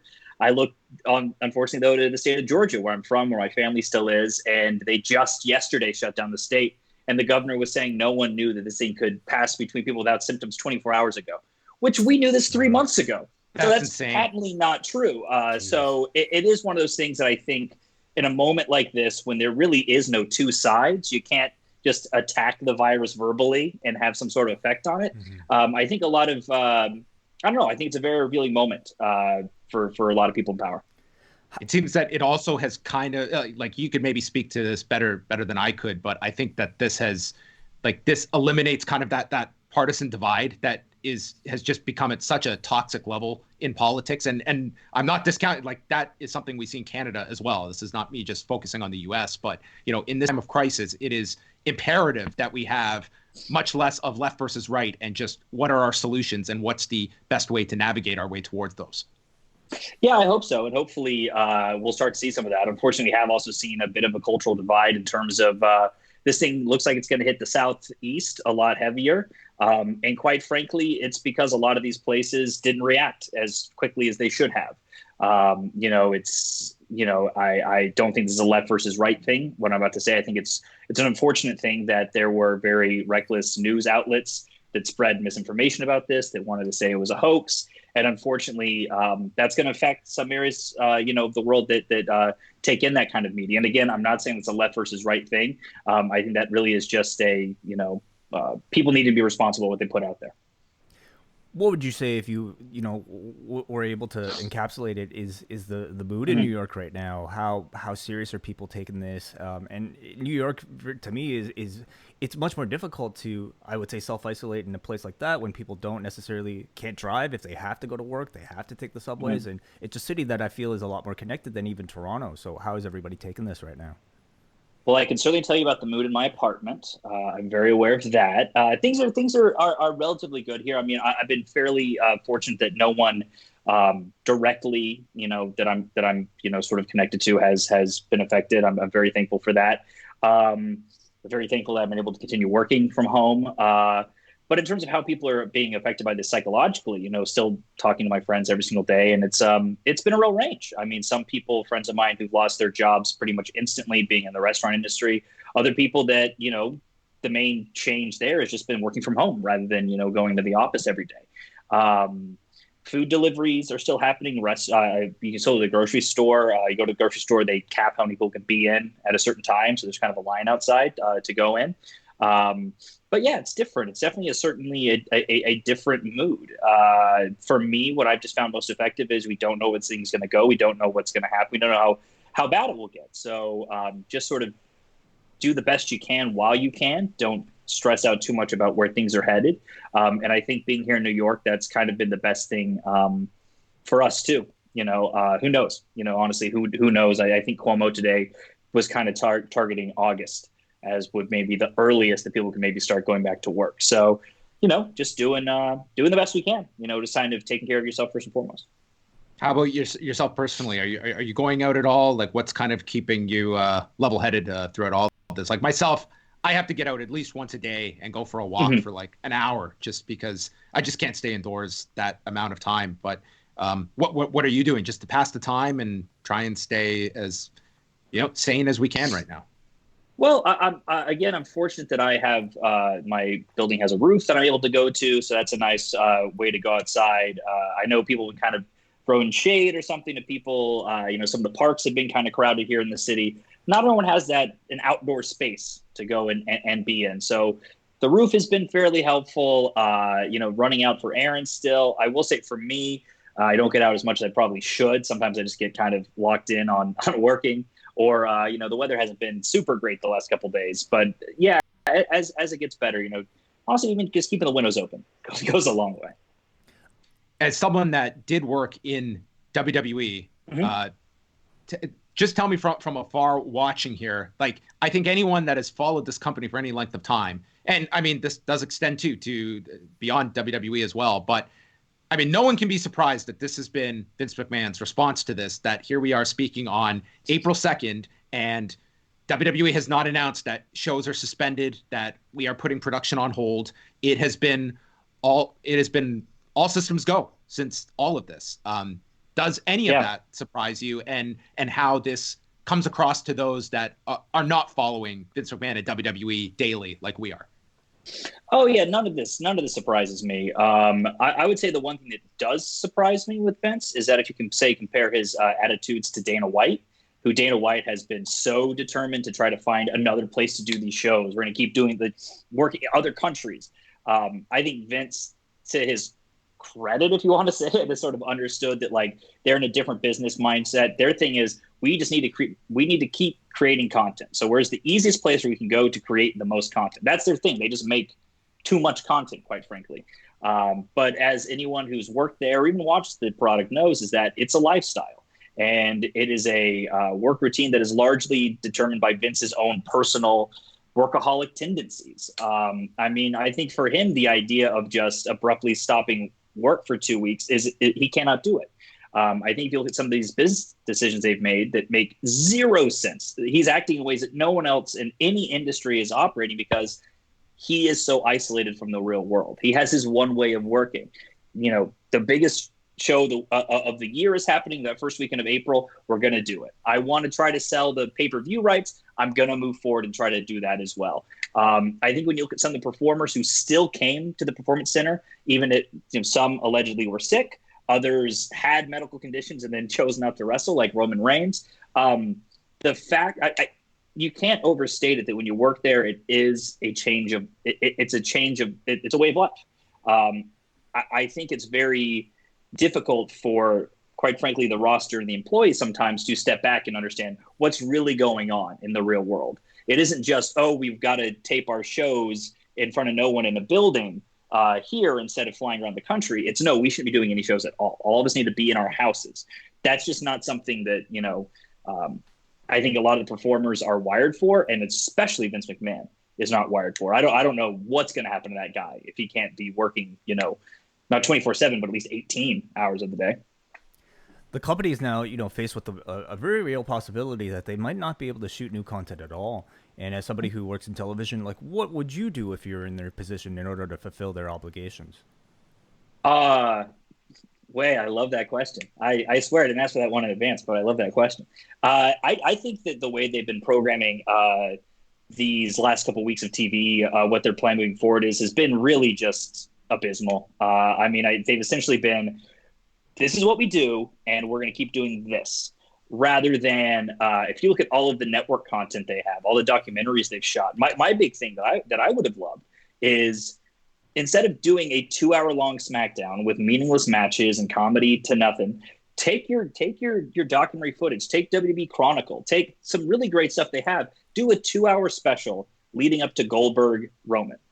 You spend 2 hours telling that whole story, the health issues they've both dealt with, the college backgrounds, the leaving and coming back. Tell that full story, and then maybe end with the contract signing. I think they need to be leaning a lot more on their legacy content. And if you are going to bring people there, if you are going to take that risk, figure out how to make the things you shoot last as long as possible. I've been threw something out on Twitter where if you're going to shoot these matches, if you feel like they're the best programs you have, don't burn them all out over 2 nights on the WWE Network. Make them do 1 match a week. 1 week on Raw, do Drew versus Brock. The next week, do Charlotte and Rhea. Really build this thing out so that you can fill up TV time for as long as possible. I think the fact that they thought they would be able to come back after the 9th and shoot more stuff was really short-sighted, and it's kind of wild they didn't plan for it. My hope, though, is that they've at least taken some time over the last 2 weeks, talked amongst their production team, their editors, everyone, and said, okay, how do we fill this time? Because they have so much footage, and they have so many editors that, if I had to guess, are sitting at home with server access and could edit some really interesting pieces together. And I guess it also, that we were discussing the other night, is, we're still trying to figure out, all these sports leagues, this is the big thing of what they're not delivering games, they're not producing these events right now. What is the various broadcasters' response to this all going to be? What is the potential implications of WWE not being able to produce new, fresh content versus archive footage to fill up Raw, or TNT with AEW as well? That's something I don't know 100% what that situation is like, and is that a factor that's going into this decision making to push through for both companies? Well, the thing that I'm really interested in, and honestly, I don't know how it would go. I mean, we saw a couple weeks there where they would play older matches or, something from a recent pay-per-view, and it would actually rate better.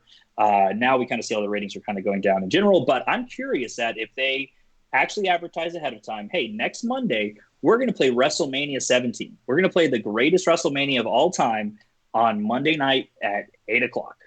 And what would the ratings be? I mean, yeah, we talk about how it's on the network. If you're a fan, you can watch it whenever you want. It's on demand. But I think that if we all knew WrestleMania 17 was going to be aired on television and we were all going to live tweet it and watch it together, I wouldn't be surprised if they actually beat their regular ratings right now. I think people are just so desperate for content that is interesting, that is engaging. And quite frankly, I would not be surprised if, because of how they planned it, 2 months from now, Monday Night Raw is the best of DX because they got nothing else. This is what they're going to put out there because that's the best they got. And maybe you get a Skype interview from Shawn Michaels. I think that might be where Raw is headed. Do you think that strategy would be any different for a new company like AEW? I mean, that's the thing. AEW is in a different, absolute worst case scenario. WWE could run for decades without producing a single new minute of television. AEW is going to run out of content within maybe 2-3 months if they decide, hey, we're going to show all of the pay-per-views we've done so far, and we're also going to cut in some stuff from Dark and some stuff from being the Elite and whatnot. If they get to that place, they're going to run out of content a lot faster because they only have a year of a library. I do think that's where things are headed. Now, the thing that I think will be very interesting, and we don't know, and we probably will never know, is all behind the door stuff. Does this programming fulfill the contracts they have with these networks? Or will the network say, this is not new content, we're not getting the ratings that we paid for, we would rather just, if you're TNT, we would rather not pay you and instead play a movie?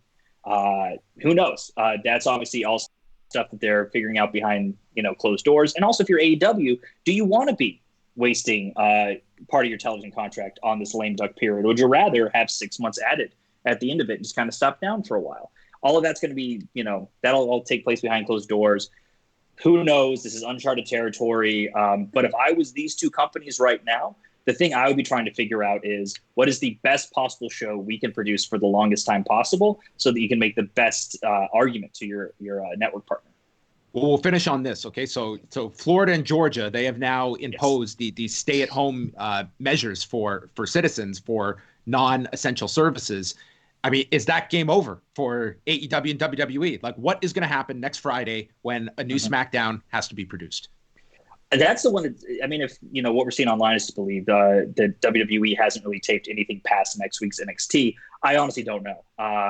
It will be who knows? They could just say, to hell with it. We're going to play some of Wrestlemania. We're going to show you those matches that happened over this past weekend. I think that legacy content would be the best thing to pivot to. Now, you don't have to go so far back to say we're going to show you the best of DX, but it could be, wow, Drew McIntyre, he beat the Beast Brock Lesnar, so this week we're going to be showing you the best of Drew McIntyre. And you cut together documentary footage of him, stuff from his whole career, and you throw in a Skype interview at the end. I would not be if I see an Evolve match on Fox, then that truly will be the encapsulation of what we're going through right now. Mm-hmm. I mean, I think that's where we could get to. AEW, that's the one that's much harder. I mean, who knows? I mean, they've found ways around some of these things. Maybe they'll, for health and safety, I would hope that they just allow their performers to stay at home, work out some way for them to still get some sort of payment during this time period on the AEW side of things. But with WWE, 100%, they should all be staying at home. I'm not even don't even do a thing where it's like, oh, we bring 2 guys in the performance center, we keep the number of people under 10. No, I don't. I mean, yeah, they all live in Orlando. You could, in theory, get people into that building to tape a match, but it's just not working. You can follow him at Brian Maxman. That is Brian MAXMANN. He has always got the answers to the world's problems, and I can't thank you enough, Brian, for stopping by. Stay safe. We're thinking about you, and really appreciate you jumping on with us for a couple minutes here. Thank you for having me. You got to stay safe as well. That was Brian Mann, folks, a legend in our history through many, many different show iterations. It got me thinking, Wai, and I know we're a little behind here, but I mean, what promotion is desperately looking for an outlet in the U.S.? It's New Japan Pro Wrestling. There would be a lot of incentive right now for AEW that needs content and New Japan that wants to be on in the U.S. that, hey, we have Jon Moxley matches from the G1. We've got Chris Jericho matches. And there's a strategic reason for AEW and New Japan if this crisis goes further and AEW is in a position where they need content, because I'd be very curious that I think the AEW audience would be intrigued by putting a Jericho Naito match on AEW. That is a really interesting proposition. And, you can extend that not just even to New Japan, but, like, let's say the Bucks in PWG or Kenny Omega wrestling for, another promotion that's out there, a DDT even, just to kind of show if you wanted to do like a showcase for a Kenny Omega from outside of AEW. That's, hours and hours of fresh content you could potentially put out there for a new audience who, this won't be as good as, perhaps a new edition of AEW, but I think it'll be as good as an empty arena version of AEW, some of these, like, like if they wanted to play that Kenny versus Phoenix match from like a couple years back that got a great deal of buzz for a brand new audience with some wraparound coverage, that I think would be a great idea. The New Japan thing, I think there's still quite a few hurdles surrounding that I'm not as maybe like optimistic that might occur, but at this point, you're right. Like anything, I'm sure is being considered. You compromise when it comes to your level of necessity. And I would say, New Japan that is not taking in any revenue at the moment, that, a small little licensing deal, and AEW that, hey, it's content for us. It's, circumstances change daily, and they may be in a position where suddenly we need each other a bit more than we did 30 days ago. So it's just an idea to throw out there. I think it's a great idea, actually. We try to get our next guest on the line, but before we do that, some more shout outs here in the chat room. Brandon from New Jersey, thank you so much for your super chat of $14.99. One of our favorites here at the Post Wrestling Cafe. And I think we're joined by our next guest here. We're joined by 1994 Toronto Blue Jay rookie Sean Green, who I can't thank enough for joining us. He is Mike Murray joining us, the pride of Toronto himself. Mike, how are you? How's it going, boys? Mike, can you adjust your screen down a little bit? Yep. I just want to get there we go. Oh, look at this. We got the Raptors jersey. Any particular representation on the back of the jersey? It's a Vince Carter. Of course. Yes. So what other Vince would we be talking about on the show? Hopefully none today, but the guy who has been a dinosaur when it's come to the response level of this whole crisis. But nonetheless, Mike, thank you so much for joining us. How are things? How are things going? The last time you and I spoke was about a week or so ago. It's March break is over, so now March break is over. Yeah. School. What's the update on schools in Ontario right now? Because you do, of course, have two young daughters that are home now. It's pretty crazy. It's pretty crazy. I mean, things are still getting figured out as they try to figure out who's going to do what, how they're going to interact with all the students. Because my wife is a teacher as well, so. I think come Monday, they're going to have a solid plan in place and start rolling it out for sure. I'm very curious from you, Mike, on the work side of things, as somebody who operates a used bookstore in Toronto, I'm really curious to know how you've had to adjust to everything that's been going on. We shut doors on just looking at the calendar right now, I think it was the 16th or the 17th of March.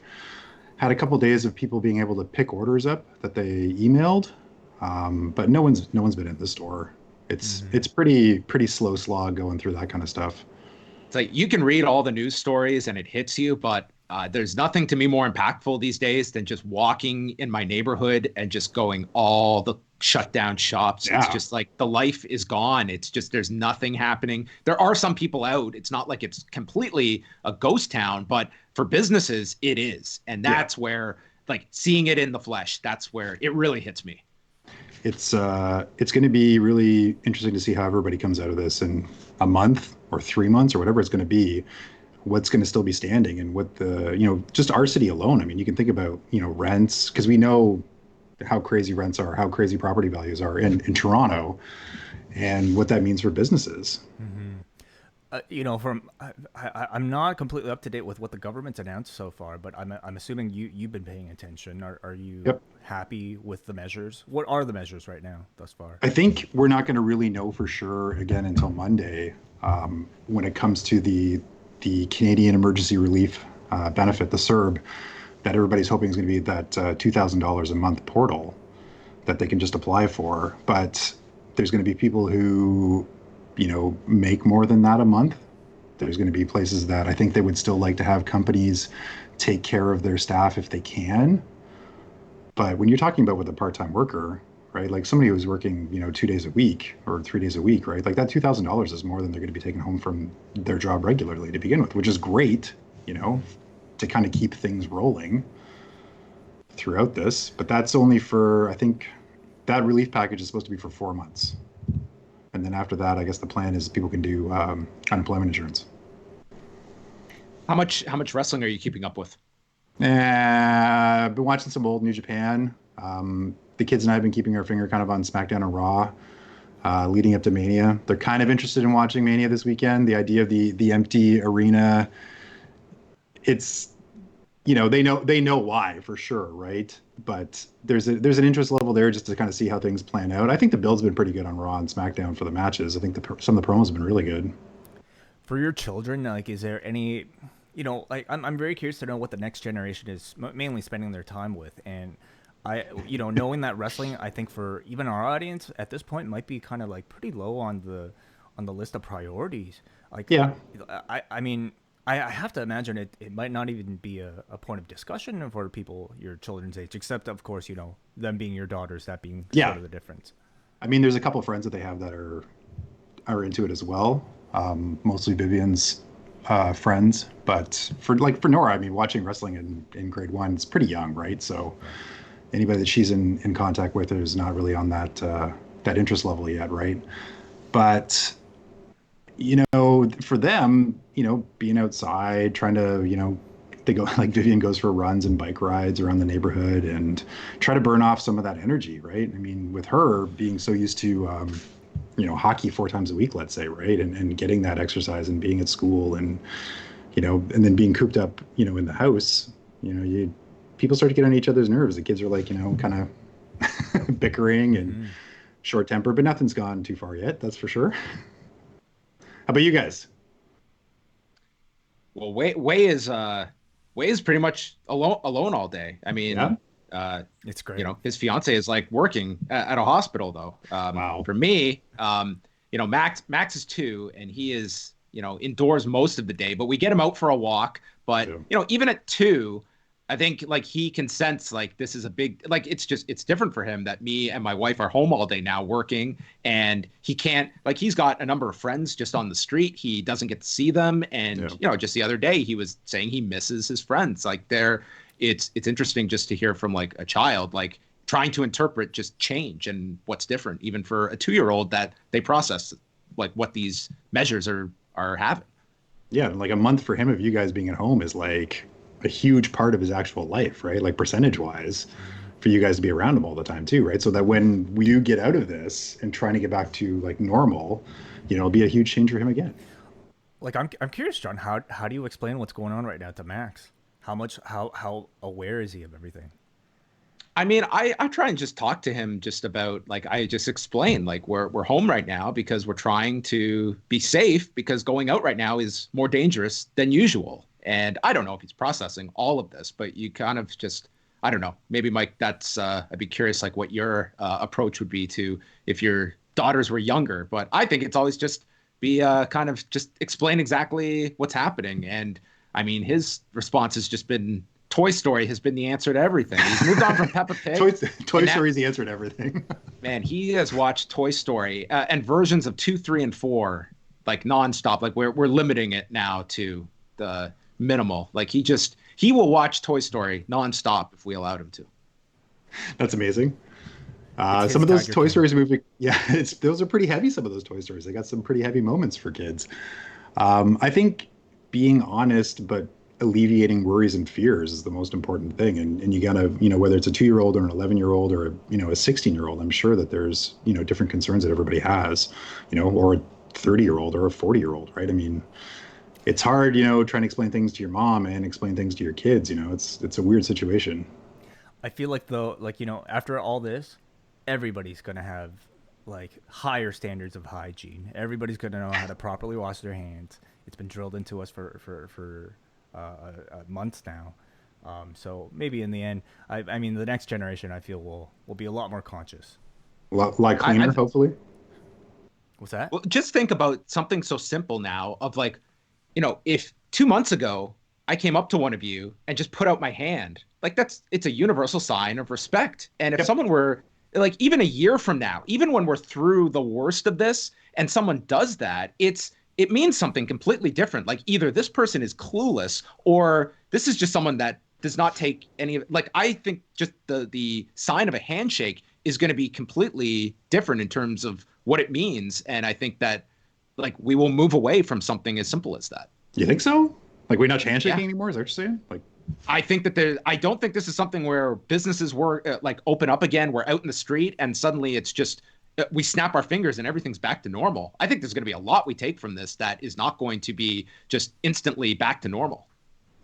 And I think just shaking hands, I think you're going to see a lot less people do that. Yes. You're probably not wrong. I wonder, I mean, being in Toronto and being in Ontario, I think we have a certain grasp on it, right? Whereas I think in other places where there's been a lot more debate of how to deal with this and whether they should be going to churches, whether businesses should be staying open. I mean, we pretty much agreed nothing needs to be open unless it's an essential service in Ontario, right? But we can't say the same thing about Florida up until like a couple of days ago, right? Yeah. So I'm wondering if, depending where people live, if they're going to have that same kind of perspective. Yeah, I think it'll be a slow process to just, I can imagine like being comfortable going to a sporting event again. But it's going to be a greater whole of people that, listen, we talk about, the home viewing experience is so extraordinary. And I think people are just going to, if all things are equal, do I really want to go out of my way now to a stadium versus watching at home? I could watch it in 4K. I've got surround sound. That it's just, I think, going to make people think twice. And what will be the process to things getting back to normal, and what is going to be a new normal? Like, there may be so many different elements that we're not even thinking about now that are going to be in people's thought process. I mean, I think people are going to be either in the house of, hey, I'm used to this now, I'm worried about going out, or there's going to be people who are like, I need to get out of the house. I am ready to go out and do whatever. Let's go have a beer. Let's go to the game, whatever it might be. Because they've been, if we're talking like 4 months, 3 more months, who knows how long this is going to go, right? There's going to be people, I think, on either side of the coin. Well, Mike, if this goes 3 months, multiple months, you've always got a spot here to join us. It's great to catch up with you. I hope things are going as well as can be under the circumstances, and we'll definitely have to get you back on in the next week or so. All right, guys, take care. Enjoy Mania as much as you can, I guess. It'll be interesting to watch, and all the best. All right, we'll be following you on Twitter. All right, Scarborough Dad. All right, thank you. That was Mike Murray, everybody, who a regular contributor here at Post Wrestling, and we've got 2 more guests to go. But Wai, any updates from the super chats? Yes. Back to the super chats, and I want to give a big thank you to Nate Milton, $7.57. He says, "Keep up the good work, brothers. Hashtag the 757. Hashtag always forward." Thank you. Thank you to Icon Drake for his 50 Swedish krona. And I actually had to look up what this denomination even was, but 50 Swedish krona. He says, "Cheers from Sweden. Do we ever think about how global post wrestling is?" I mean, it's sometimes when you hear where people are listening from, it's amazing when you think about like this show. This blows me away that we're able to do this. Still, absolutely. Could you imagine 10 years ago? This isn't fathomable to me. I mean, what's amazing to me is that like this has been, I guess, within reach of like, a show like ours for a bit. But what's interesting to me is seeing like a CNN do almost exactly the same type of show using the same technologies. And really like not to pat myself on the back, but like not of like that much different quality in my opinion. So, I mean, this is really kind of like, I would say, open the doors for this type of production to be, accepted in the mainstream. And it's given me a great opportunity. And a lot more financially prudent for a lot of these places. Listen, everyone's going to get hit big time from this. Costs are going to be cut. And the idea of doing things that are maybe we don't need a gigantic studio to do a newscast. It would be nice if we could, but it's not necessity now. Like so many of these little things of where things are going. And I think ultimately in this crisis, people just want the news. They just want it to be delivered to us, and entertainment method, production values, that's really secondary to vital information that needs to be disseminated to the public. Back to the super chats, just a few more here. We go to Jay Parka, who, thank you for your $10 pledge. He says, "Cheers to all the healthcare workers around the globe." Yes. Great discussion, you guys. Nick Romano, thank you for your $3. Chris Thunder from Down Under, another $10 Australian. He says, "It's absolutely horrible that WWE is still advertising Goldberg versus Reigns on their website. I can't explain the situation of Roman not wrestling to my little cousins without bursting their bubble." Man, That's tough. Jordan Stovra, thank you for your $20 Canadian. He says, is there going to be an opportunity for watchers to call in? I missed the beginning of the show. We've been giving a priority to our super chatters, but I think if there's some extra time at the end of the show, we will try to open up some phone lines because I'm sure some people want to get in on it. Marcus Crouch, thank you for your $5 and your super sticker. Drew Braidwood, thank you for your £5. He says, what match from WrestleMania weekend are you most disappointed to miss out on?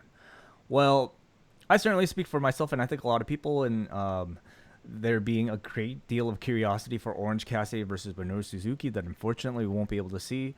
Same with Josh Barnett versus John Moxley. Those are two matches that I was probably looking forward to more than anything on WrestleMania. Yeah, I mean, I was just Spring Break was definitely a show, and Bloodsport that were the two big ones for me. Like the Mark Hitchcock Memorial Super Show is always a phenomenal show that they put on at WrestleCon. That would have been an extraordinary show. I was really looking forward to, you and I were going to go to for the Culture. That was going to be, to me, one of the standout shows of the weekend as well. It's more so, I don't really look at it as, I'm missing out on this match or this show. I do feel for a lot of these companies that are just in, it's just an enormous financial burden that they take on by having to cancel these shows and deal with all the fallout of refunds. So I look at it more so for the companies and performers that are out that weekend more so than myself not getting to see a match or a show. Because I want to close with our guests, I'm going to just work through some of these super chats a little bit more. Scott Nebenzal, thank you for your pledge. He says, thank you to all the essential workers out there. We couldn't agree more. Walter Martin, thank you for your $5 and your sticker. Thank you to Scott Nebenzal again with his $5 asking, which match do you have higher expectations for? The Boneyard match or the Funhouse match? And will we get an appearance from the Up Next boys today? I don't know about that. I would say I am not looking forward to the Funhouse match no matter what they come up with. I'll keep an open mind to it. I would say if I had to pick between the two, I think the Boneyard match has a better chance of succeeding in their parameters versus the other one. I actually have like heightened expectations for the Funhouse just because, yes, the precedent set by the House of Horrors, not great. Even Ultimate Deletion, not great. But because this Bray Wyatt character has, I think, been so interesting, and I feel like they have more to work with this time around, more time to edit it, a bigger star in John Cena to oppose this new Bray Wyatt Fiend character that I'm fascinated by. I have higher expectations for it, so that's the match I'm looking forward to the most. And finally, for now, Brandon from New Jersey with his $3.99 wants to know, what's going to happen with the Danforth in August? I don't know if there's going to be a taste of the Danforth in August. That does not seem like something that is going to be on the menu for this summer in Toronto, which Taste of the Danforth is like a major food fest here in Toronto on a very popular the Danforth. Oh, Jesus Christ. Are they visible? Oh my goodness. Hello. Hello. Oh, These guys. Man, I can't believe this. I gotta fit you guys into the shot. Oh my goodness. We're joined by Braden, Jack, and OC here from the TO Jesus. via the BDE. Hello. How are you guys? How are we? How my are God. you? Listen, how's it going, guys? This has been fantastic what you guys are doing. Dude, the BDE looks like the most fun place to quarantine ever. It is. We've been quarantining with quarantinis, some White Claws, some Jack Daniels, all the stuff, essentials, because we're essential businesses. How are you doing? We've been kind of lurking the chat room. Yeah. Because we see, we did a kickoff show for you guys. That's why there's so many people in this room, because we gave you just this send off with our kickoff show where we did 100 shows on our Patreon today. So we went live for our patrons. Congratulations to you guys. That's amazing. Hey, I forget the URL for your Patreon. What was it again? Sorry? What's the URL for your Patreon? Patreon.com/upnext. Sorry, it cut out. Can you repeat that? John, you're such a good salesperson. You're helping us so much. Yeah, because of you guys, We are where we are, and we are having a blast, and we've done 100 shows. And, well, we're roommates, so we basically have to stay inside. So we just watch a lot of wrestling and silly movies and talk about it. I can't look at you seriously right now. I'll take these off. It's Davey. Davey's here. You're a dead ringer. Seriously, wow. You got the shirt even? Yeah, we had Scrump's care package turn Yes. up the other day. So, yeah, it's a really nice shirt, actually. It feels lovely. Good Pro Wrestling Tees quality right there. Freshly squeezed is DVP. So I've been following your exploits throughout what's next or up next. I mean, the reviews are great, but I tune in for the banter at the start of every one of your podcasts, and I know you guys have been not just cooking a great deal, not just I suppose watching a lot of wrestling, but you've been singing karaoke at your place as well. Oh, yeah, we got these karaoke mics. Yeah, we've been missing karaoke. Those that hear our show, we sometimes go after Up Next to get a little song in at a nearby bar. We go live after NXT on Wednesdays on our youtube.com/upnext. And then usually we finish and then we're like, let's go out to sing some songs. But because of this whole lockdown, quarantine, the world pandemic, we haven't been able to go out and sing. So we had these karaoke mics, and we were singing I was singing some Disney tunes. Some Judas. Oh, yeah, we did Judas finally. Some Alter Bridge. We did some Alter Bridge, which we learned Edge's theme song is really hard to sing at karaoke. Yeah. Don't ever choose it. We've been doing that. We spent like a good 3 hours just singing wrestling themes in karaoke in our own house in the BDE, the Braden Davey Estate. And it's been pretty wild. We also... we got in a weird like little wormhole of just watching old Japanese wrestling. I know we went on a Kenta Kobashi kick with like Stan Hansen and just a bunch of stuff. So we've been keeping busy. NXT thus far has been running. We've been doing that show on Wednesdays, but it might all come to an end soon. Yeah, and we've said we're going to continue doing a Wednesday show no matter what. If wrestling ends, we're still going to be doing these shows every Wednesday. Davey, can you give us an update on your plumbing situation? Yeah, so we had a blockage in our pipes, and all those pipes come right under where my bed is in my bedroom. So, and this is not a double entendre, by the way. He is literal cleaning his pipes.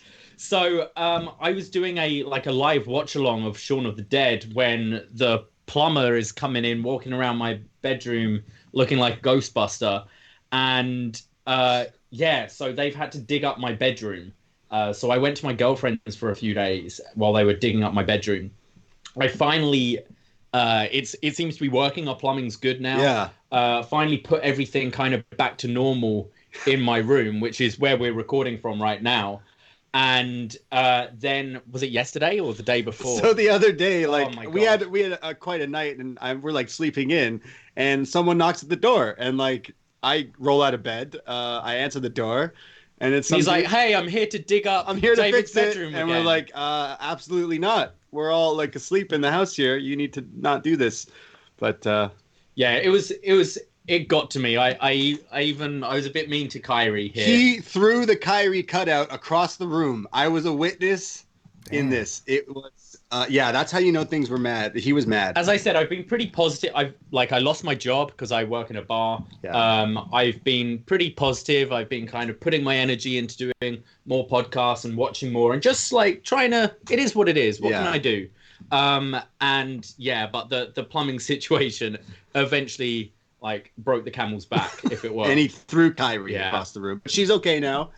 And we're good. Okay She's now. smiling. We're smiling. We've just been watching like a lot of like other wrestling. That's pretty much what we've been doing. How much of the MT Arena TV have you guys been watching? I've been like watching promos from Raw and SmackDown kind of after the fact, like hearing what's good and checking them out. Obviously, we've been watching NXT and AEW. I mean, the AEW ones haven't quite been empty arena because you have been having like the other wrestlers there for a crowd. And even that alone adds so much more energy to it and helps it. Kind of starting to get a bit more used to it. I found like on yesterday's NXT, kind of warmed up as the show went on, and by Yeah. the end you're sort of used to it. Because our takeover was supposed to be, I mean, not only Wrestlemania, we're the NXT podcast, and like takeovers are a big deal for us. The whole weeks of NXT are like aiming towards this pay-per-view, which all wrestling should do. And it's been taken away, but it's also like we had a takeover match last night with the Triple Threat North American, but the next week and possibly the week after are like spread out different things. So we know next week we are getting 2 takeover matches. They treat it like a takeover with the lighting and the way it's shot. If anyone's not checked out NXT, the main event was a takeover match, a triple threat match, and it was a lot of fun. But it's like, is it fake over or takeover? It is hard. It is hard over. to get into, and like that North American title match last night, it was nice to see that these guys were trying to put on the match they would have in a arena for a takeover, but you just imagine the pops that would be happening, and it's awkward. It feels weird. It feels like you're watching some kind of dress rehearsal. How sustainable do you think all of this is? I mean, provided that they could even continue to record shows, and just kind of judging by your viewing habits, it seems like you guys are preferring to watch older wrestling now instead of this new stuff. Yeah, we do, again, patreon.com/upnext. We do the show called Best Match Ever, where we literally go through like the website. What is it? Cage Match. We go our second favorite wrestling journalist of all time, Dave Meltzer, next to number 1, John Pollock. He likes to rate matches. So sometimes we dig through like what matches that we kind of never seen before that are highly regarded amongst many wrestling fans, whether it be cage match and stuff. And we've been just like watching that and like, man, has it been so much fun.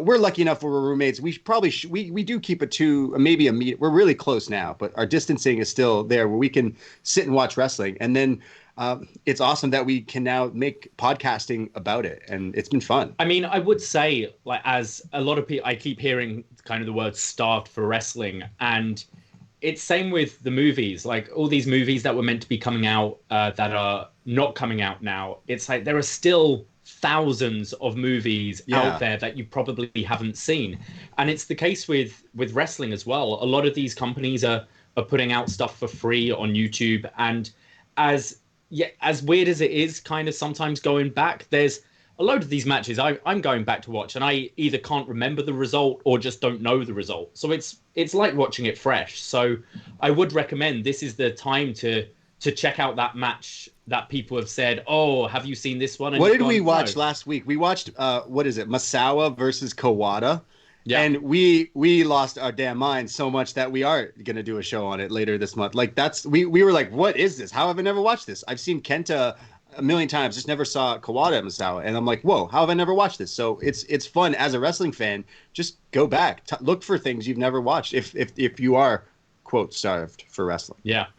Setting aside, the moral implications or just, your own stance on WWE running these shows. I mean, one of the arguments in favor has been, performing some form of escapist entertainment, getting people's minds off of this. Do you think that is the case? Because coming out of these shows, like the dominant theme is the empty arena setting, what is not part of these shows as opposed to what is. Do you feel these shows are taking people's minds off of things, or is it kind of shining a light on this is a product that cannot go status quo? And we're starting to see now, these last 2 weeks, audiences are tuning out of these shows. They are not being, at a time when there is so much time on people's hands. It's not as though these wrestling shows are doing all of these big numbers anymore. In fact, they're doing some extremely low ones by their standards. I'd say the first couple of weeks, it was definitely that that kind of escapism, and they're trying to put out entertainment. At this point, it kind of feels like they're flogging a dead horse, because you're right, people are tuning out. People aren't really connecting with these empty arena matches, and they're just doing them because they feel they have to. And I feel it's their excuse. We're trying to give escapism, but I think the reality is they want their. Yeah. It's Vince. He's crazy. It's Vince McMahon, he'll put on a show, whatever. It's same with the UFC right now as well. It almost becomes like an arrogance that we're above that. And I know from our point of view, we're trying to kind of remain as positive as possible during this. And I do think it's interesting. The matches that I feel are working more are more the kind of sports style. So more your kind of Daniel Bryan, Drew Gulak type of matches that don't necessarily get over in a big arena. But when it's kind of more technical and map based, I think they're the ones that are actually I'm enjoying more right now, because I don't feel you need that crowd necessarily. Same with the Kenny Trent match on AEW. Like I kind of checked out that there wasn't a crowd. I was just like really into like the storytelling of the match.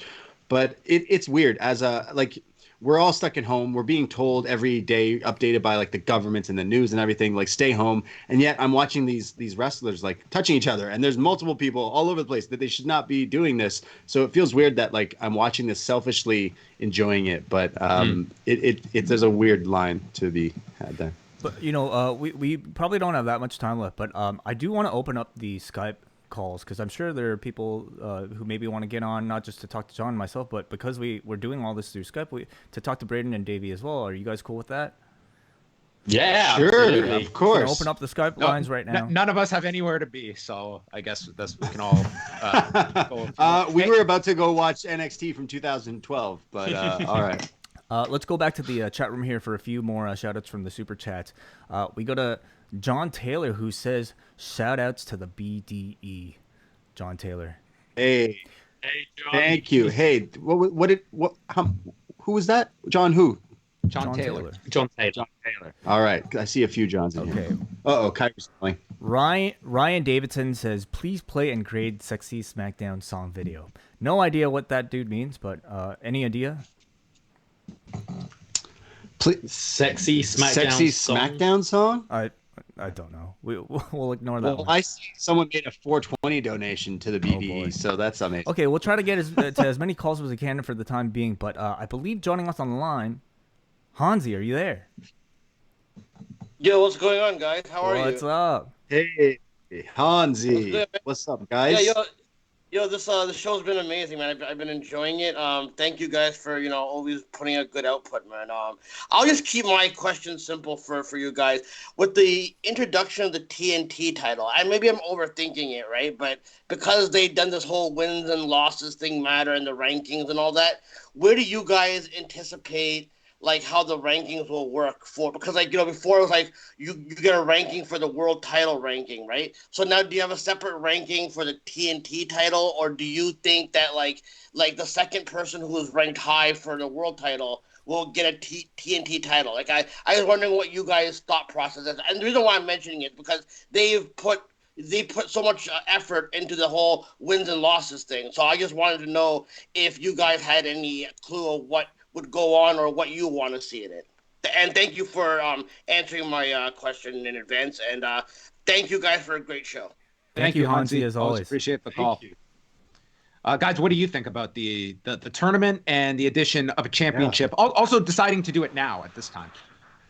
Well, the wins and losses thing is true, but the TNT title is going to be like the TV title, like your guys who maybe are all over the TV and actually have some wins and losses. Like I think it can work. It just makes sense that they do these pay-per-views and they have their world title, and then you can kind of have this one more so defended that can keep TV storylines like in check, that keep kind of things flowing. So it's fine. It's just isn't a title a prop anyways? Yeah, I like the idea of the title. Hansi's question about how the rankings would work. I don't know whether you do kind TV of rankings. Yeah, maybe you only take TV wins, or maybe you do those ranked 10 to 5 can go for the TNT title, and those ranked 5 to 1 can go for the world title, or something like that. Yeah, so maybe even go for it. No, sorry about that. I was just we've got a number of people on hold, and if you're on mute, please stay muted and wait until I tell you to unmute yourselves, and then we'll have you on. But I feel like too many rankings are no good. Like, I don't even know how many people really pay attention to the updated weekly rankings anymore, and I don't know, to be honest with you, how much they play a factor in my interest in any of the matches that I've seen in AEW.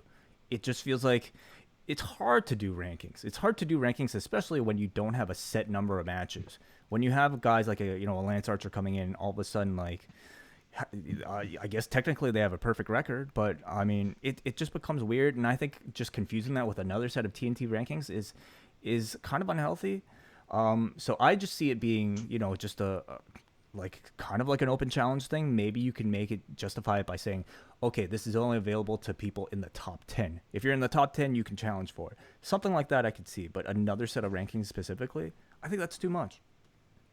It's like my rule with match stipulations. If you explain the concept of a match and there's a follow-up question from somebody, it's too complicated. Mm-hmm. You better be able to explain it in a sentence. And I think that goes for the rankings as well. Like once you get too complex, there are some that will appreciate it, but there are many that just do not want to have that level of complications attached to what can be presented in a more basic function. Let's go to another phone call. Jordan, feel free to unmute yourself. We want to get you guys, we want to get you on the show. Jordan, you there? Hey, Wai, how you doing? Hey, very well. What's going on? Everyone, hopefully everyone's well. I thank you for what you're doing today. I think I just have like a quick question, maybe looking to hypotheticals in the future. Let's say next week, America is shut down. No more than 5 people can be in an area. Do you see an idea where like the wrestling storylines have to have like a hard reset because they can't go back to it in 2 months, 3 months after like not being able to record TV whatsoever? If that would be an option, yeah, I would say if you saw these companies have to go dark for a prolonged period of time, I think when you come back, like there may be some stories that you just pick up from where you left off with, but I think it would be kind of treated like that. Like you would get the promotional build of WWE returns and almost treat it like a season premiere, and you probably would get,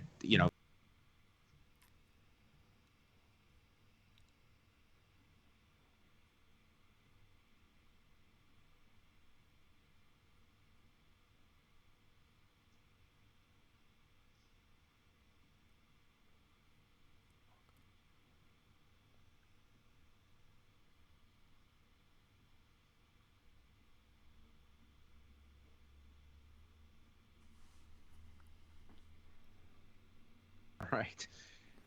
Sorry about this. We've got a lot of people in. Okay, I think we're gonna have to cut the phones for the time being, just because we have so many of you guys. But can you guys all still hear me? Yes. Yeah. John, you're still there? Yes, correct. John, I think we lost your video, unfortunately. So, anyway, ooh, jeez, is everybody still there? John, you're still there? I hear you. Wonderful. Braden, Davey, are they gone? I think they're gone. Okay. Maybe less is more at this point. I think we're kind of focusing on too much here. So let's do a few more calls. Wai. Who is on the line right now? Who can hear us? Is Neil here? Somebody is there. I'm here. Oh, who is this? Chris from LA? Yeah, so you guys caught me, I guess. Yeah, what's up? Hey, Chris. So Let me I was gonna pause get my television. Sorry about that. now. I was gonna get to this in the super chats, but I'm very sorry to hear about your loss. Chris mentions that he recently lost a friend of his to COVID, and he says they won't be able to have a funeral for a while. So our condolences, Chris. Oh, thanks, man. I appreciate it. Yeah, it was weird too because I'm in a group chat with him, and like he was starting to feel sick, and someone jokingly mentioned COVID, and then he went to the hospital. They sent him home, and he went back to the hospital and just never came back. And it's a little bit of a bummer, and it's also kind of a reminder to just do the social distancing thing and be careful. How quickly did it all happen? Like, and was your friend, did he have any pre-existing conditions? He had childhood asthma that he didn't deal with as an adult, and that was what was so weird about it. He had the childhood asthma, and he was healthy. The last time I saw him was like a month or two ago, and he looked just fine. And it took 10 days to just completely destroy him. Wow. He was in the hospital for 10 days and didn't make it. And they did like a news piece on him and stuff like that. And I've talked to his sister-in-law, and You know, he also worked in a field where he was going to be susceptible to that because he was a dental assistant. So and yeah, just kind of, you know, it has gotten me a little bummed out, and you know, psychologically dealing with my job because I'm a college instructor, and everything's moved online, and it's like, okay, I gotta be an instructor, but at the same time, it's like I don't, you know, you want to have your rules in order and stuff, but then it's like I'm being relaxed with how I let students turn in assignments because it's like, you know, what, you know, this is what's more important, getting an assignment in on time or, you know, being safe during this time. So it's just a lot of weird stuff going on with me. Yeah, I'm really sorry to hear that, Chris. It's it's really unfortunate. Oh yeah. You know, wrestling is probably like the farthest thing from your mind right now, but do you have anything else I guess you'd like to discuss?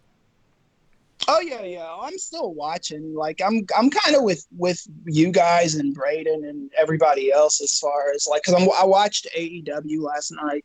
I thought it was a decent show, but again, it's like you still see like, you know, people just touching all over each other and commentators still like sitting right next to each other, and it's different, you know, like it's hard to kind of get invested in it. I just like, and I never really, you know, thought that I would be one of those people I feel kind of bad for like wanting wrestling to get back to normal again, but you know, I know it's going to be a while because I'm actually got tickets to the Vegas show in May. Oh, right. And I'm not going to that shit anymore, man. It's like I just, even if the quarantine ends, I just don't feel right going to something like that so soon.